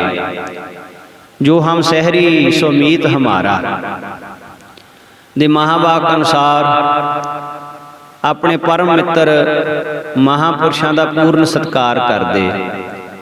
ਕਈ ਵਾਰੀ ਬਾਬਾ ਸੁੱਚਾ ਸਿੰਘ ਜੀ ਨੂੰ ਨਾਲ ਲੈ ਕੇ ਭੋਰੇ ਵਿੱਚ ਆ ਜਾਂਦੇ, ਕਿਉਂਕਿ ਉਹ ਵੀ ਬਹੁਤਾ ਸਮਾਂ ਇਸੇ ਜਗ੍ਹਾ ਹੀ ਠਹਿਰਦੇ ਸਨ। ਇਉਂ 1944-45 ਦਾ ਸਮਾਂ ਸੀ ਜਦੋਂ ਇਹ ਬਾਬਾ ਸੁੱਚਾ ਸਿੰਘ ਜੀ ਨੂੰ ਨਾਲ ਲੈ ਕੇ ਭੋਰੇ ਵਿੱਚ ਪੁੱਜੇ ਸੀ। ਸ੍ਰੀ ਹਜੂਰ ਮਹਾਰਾਜ ਸੰਤ ਈਸ਼ਰ ਸਿੰਘ ਜੀ ਨੂੰ ਜਦੋਂ ਪਤਾ ਲੱਗਿਆ ਤਾਂ ਬੜੀ ਕਾਹਲੀ ਦੇ ਨਾਲ ਅੰਦਰੋਂ ਬਾਹਰ ਆ ਗਏ। ਪਰਸਪਰ ਨਮਸਕਾਰ ਕੀਤੀ। ਉਸ ਤੋਂ ਬਾਅਦ ਖੁੱਲ੍ਹੀ ਜਗ੍ਹਾ ਭੋਰੇ ਦੀ ਉੱਪਰਲੀ ਛੱਤ ਤੇ ਚਲੇ ਗਏ। ਤਿੰਨੇ ਹੀ ਮਹਾਂਪੁਰਸ਼ 1.5 ਘੰਟਾ ਭਵਿੱਖਤ ਸਮੇਂ ਦੇ ਉੱਤੇ ਵਿਚਾਰ ਕਰਦੇ ਰਹੇ ਔਰ ਵਚਨ ਕੀਤਾ ਕਿ ਸੰਤ ਜੀ ਥੋੜ੍ਹੇ ਸਾਲਾਂ ਤੱਕ ਬਹੁਤ ਭਿਆਨਕ ਸਮਾਂ ਆਉਣ ਵਾਲਾ ਹੈ। ਮਾਵਾਂ ਨੇ ਪੁੱਤਰਾਂ ਨੂੰ ਨਹੀਂ ਸਿਆਣਨਾ, ਵੀਰਾਂ ਹੱਥੋਂ ਸਕੇ ਵੀਰਾਂ ਦਾ ਕਤਲ ਹੋਣਾ ਹੈ, ਪਿਤਾ ਤੇ ਭਰਾਵਾਂ ਸਾਹਮਣੇ ਧੀਆਂ ਭੈਣਾਂ ਦੀ ਆਜ਼ਮਤ ਲੁੱਟੀ ਜਾਣੀ ਹੈ। ਇਹ ਯੁੱਗ ਪਲਟਾਊ ਸਮਾਂ ਆਉਣਾ ਹੈ। ਮਨੁੱਖੀ ਲਾਸ਼ਾਂ ਦੇ ਨਾਲ ਖੂਹ ਭਰ ਜਾਣਗੇ। ਨਹਿਰਾਂ ਦੇ ਪਾਣੀ ਵੀ ਖੂਹ ਦੇ ਨਾਲ, ਖੂਨ ਦੇ ਨਾਲ ਲਾਲ ਰੰਗੇ ਹੋ ਜਾਣਗੇ। ਸੋ ਇਹ ਸੰਨ 47 ਦੇ ਵਿੱਚ ਭਾਣਾ ਵਰਤਿਆ, ਜੋ ਕਿ ਮਹਾਂਪੁਰਖਾਂ ਨੇ ਕਈ ਸਾਲ ਪਹਿਲਾਂ ਹੀ ਦੱਸ ਦਿੱਤਾ ਸੀ। ਸੰਤ ਜੀ ਮਹਾਰਾਜ ਤਾਂ ਸਭ ਕੁਝ ਜਾਣਦੇ ਹੀ ਸਨ, ਪਰ ਫਿਰ ਵੀ ਨਿਮਰਤਾ ਦੇ ਨਾਲ ਬੇਨਤੀ ਕੀਤੀ ਕਿ ਆਪ ਜੀ ਵਰਗੇ ਪੂਰਨ ਮਹਾਂਪੁਰਖ ਹੀ ਇਸ ਸਮੇਂ ਭਿਆਨਕ ਅੱਗ ਤੋਂ ਦੁਨੀਆ ਨੂੰ ਬਚਾ ਸਕਦੇ ਹਨ। ਤਾਂ ਉਹਨਾਂ ਨੇ ਹੱਸ ਕੇ ਉੱਤਰ ਦਿੱਤਾ, ਚੰਗਾ, ਇਹੋ ਜਿਹੇ ਸਮੇਂ ਹੀ ਸਾਧੂ ਦੇ ਤਿਆਗ ਦੀ ਪਰਖ ਹੁੰਦੀ ਹੈ, ਪਰ ਹੋਤੀ ਮਰਦਾਨ ਦੇ ਸ਼ੁਭ ਨਾਮ ਨੂੰ ਤੁਸਾਂ ਹੀ ਚਮਕਾਉਣਾ ਹੈ। ਉਸ ਤੋਂ ਬਾਅਦ ਪੂਰਨ ਅਵਸਥਾ ਵਾਲੇ ਮਹਾਂਪੁਰਸ਼ਾਂ ਦੇ ਗੁਣਾਂ ਦੀ ਵਿਚਾਰ ਚੱਲੀ, ਤਾਂ ਆਪ ਜੀ ਨੇ ਉੱਤਰ ਦਿੱਤਾ ਕਿ ਸਹਿਣਸ਼ੀਲ ਸੰਤੰ ਸੰਮਿਤਰਸਯ ਦੁਰਜਨ ਹੈ, ਨਾਨਕ ਭੋਜਨ ਅਨਕ ਪ੍ਰਕਾਰੇਣ, ਨਿੰਦਕ ਆਬਦ ਹੋਇ ਉਪਤਿਸ਼ਠਤੇ, ਮੰਤਰੰ ਰਾਮ ਰਾਮ ਨਾਮੰ ਧਿਆਨੰ ਸਰਬਤਰ ਪੂਰਨ ਹੈ, ਗਿਆਨੰ ਸਮ ਦੁਖ ਸੁਖੰ ਜੁਗਤ ਨਿਰਮਲ ਨਿਰਵੈਰਣ ਹੈ, ਦਿਆਲੰ ਸਰਬਤਰ ਜੀਆ, ਪੰਚ ਦੋਖ ਵਿਵਰਜਤੇ ਹੈ, ਭੋਜਨੰ ਗੋਪਾਲ ਕੀਰਤਨੰ, ਅਲਪ ਮਾਇਆ ਜਲ ਕਮਲ ਰਹਿਤ ਹੈ, ਉਪਦੇਸੰ ਸੰਮਿਤਰ ਸਤਰ ਹੈ, ਭਗਵੰਤ ਭਗਤ ਭਾਵਨੀ, ਪਰ ਨਿੰਦਾ ਨਹਿ ਸਰੋਤ ਸ਼ਰਵਣੰ, ਆਪ ਤਿਆਗ ਸਗਲ ਰੇਣੁਕ ਹੈ, ਖਟ ਲਖਣ ਪੂਰਨ ਪੁਰਖ ਹੈ, ਨਾਨਕ ਨਾਮ ਸਾਧ ਸਵਜਨ ਹੈ। ਇਹ ਹੋਰ ਵੀ ਬਹੁਤ ਸਾਰੇ ਬਚਨ ਬਿਲਾਸ ਹੋਏ। ਫਿਰ ਜਿੱਥੇ ਰਹਿائش ਕੀਤੀ ਸੀ ਕੁਟੀਆ ਵਿੱਚ ਵਾਪਸ ਆ ਗਏ। ਆਪ ਜੀ ਭੋਰੇ ਦੇ ਫਾਟਕ ਤੱਕ ਨਾਲ ਗਏ, ਪਰਸਪਰ ਨਮਸਕਾਰ ਕਰਕੇ ਮੁੜ ਆਏ। ਸੰਤ ਬਾਬਾ ਜਵਾਲਾ ਸਿੰਘ ਜੀ ਮਹਾਰਾਜ ਇੱਥੇ ਇੱਕ ਰਾਤ ਠਹਿਰ ਕੇ ਦੂਸਰੇ ਦਿਨ ਸਵਖਤੇ ਹੀ ਵਾਪਸ ਚਲੇ ਗਏ। ਇਸ ਤੋਂ ਪਹਿਲਾਂ ਵੀ ਕਈ ਵਾਰ ਮਿਲੇ, ਬਾਅਦ ਵਿੱਚ ਵੀ ਮਿਲਦੇ ਰਹੇ, ਪਰ ਇਹੋ ਜਿਹੇ ਬਚਨ ਨਾ ਕਦੀ ਪਹਿਲਾਂ ਹੋਏ ਸੀ ਨਾ ਬਾਅਦ ਵਿੱਚ ਕੀਤੇ। ਇਸ ਸਾਲ ਗਰਮੀ ਦੇ ਮੌਸਮ ਵਿੱਚ ਸੰਤ ਮਹਾਰਾਜ ਬਾਬਾ ਅਤਰ ਸਿੰਘ ਜੀ ਰੇਰੂ ਸਾਹਿਬ ਵਾਲਿਆਂ ਤੋਂ ਵਰਸਾਏ, ਸੰਤ ਬਾਬਾ ਬਿਸ਼ਨ ਸਿੰਘ ਜੀ ਰੌਣੀ ਵਾਲੇ ਵੀ ਆਏ ਸਨ। ਸੋ ਇਸੇ ਪ੍ਰਕਾਰ ਹੋਰ ਬੇਅੰਤ ਸਾਧੂ ਸੰਤ ਮਹਾਂਪੁਰਖਾਂ ਨੇ ਸਮੇਂ-ਸਮੇਂ ਅਨੁਸਾਰ ਇੱਥੇ ਆ ਕੇ ਦਰਸ਼ਨ ਦਿੱਤੇ, ਦਰਸ਼ਨ ਕੀਤੇ, ਅਸਥਾਨ ਦੀ ਮਰਜ਼ਾਦਾ ਨੂੰ ਦੇਖਿਆ ਔਰ ਮਹਾਂਪੁਰਸ਼ਾਂ ਦੇ ਨਾਲ ਪ੍ਰੇਮਮਈ ਸਮਾਂ ਸਾਂਝਾ ਕੀਤਾ। ਸੋ ਇਸ ਤੋਂ ਅਗਲੀ ਜੋ ਵਿਚਾਰ ਹੈ ਉਹ ਆਪਾਂ ਅਗਲੇ ਭਾਗ ਦੇ ਵਿੱਚ ਜੋ ਮਹਾਂਪੁਰਖਾਂ ਦੇ ਜੀਵਨ ਦੇ ਕੌਤਕ, ਮਹਾਂਪੁਰਖਾਂ ਦੇ ਜੀਵਨ ਦੀਆਂ ਵਿਚਾਰਾਂ ਸੱਚੇ ਪਾਤਸ਼ਾਹ ਆਪਾਂ ਨੂੰ ਬਖਸ਼ਿਸ਼ ਕਰਨਗੇ, ਆਪਾਂ ਕਰਨ ਦਾ ਯਤਨ ਕਰਾਂਗੇ। ਹਜ਼ੂਰ ਮਹਾਰਾਜ ਮਿਹਰ ਕਰਨ ਜੀ, ਸਤਿਪੁਰਸ਼ਾਂ ਦੇ ਜੀਵਨ ਦੇ ਵਿੱਚੋਂ ਆਪਾਂ ਕੁਝ ਸੇਧ ਲੈ ਸਕੀਏ। ਕਥੜੀਆਂ ਸੰਤਾਂ ਤੇ ਸੁਖਾਊ ਪੰਧੀਆਂ, ਮਹਾਂਪੁਰਖਾਂ ਦੇ ਜੀਵਨ ਦੀਆਂ ਕਥਾ ਕਹਾਣੀਆਂ ਜਗਿਆਸੂ ਜਨਾਂ ਵਾਸਤੇ ਪ੍ਰੇਰਨਾਦਾਇਕ ਹੁੰਦੀਆਂ ਹਨ, ਤੇ ਮਹਾਂਪੁਰਸ਼ਾਂ ਦੇ ਜੀਵਨ ਦੇ ਵਿੱਚੋਂ ਸੇਧ ਲੈ ਕੇ ਆਪਣੇ ਜੀਵਨ ਦੇ ਵਿੱਚ ਵੀ ਆਪਾਂ ਜਪ ਤਪ ਸੇਵਾ ਤੇ ਸਿਮਰਨ ਕਰ ਸਕੀਏ। ਹੋਈਆਂ ਬੇਅੰਤ ਭੁੱਲਾਂ ਦੀ ਮੁਆਫੀ ਬਖਸ਼ ਦੇਣੀ ਜੀ, ਇਤਨੀ ਕੁ ਸੇਵਾ ਪ੍ਰਵਾਨ ਕਰਨੀ। ਵਾਹਿਗੁਰੂ ਜੀ ਕਾ ਖਾਲਸਾ, ਵਾਹਿਗੁਰੂ ਜੀ ਕੀ ਫਤਿਹ।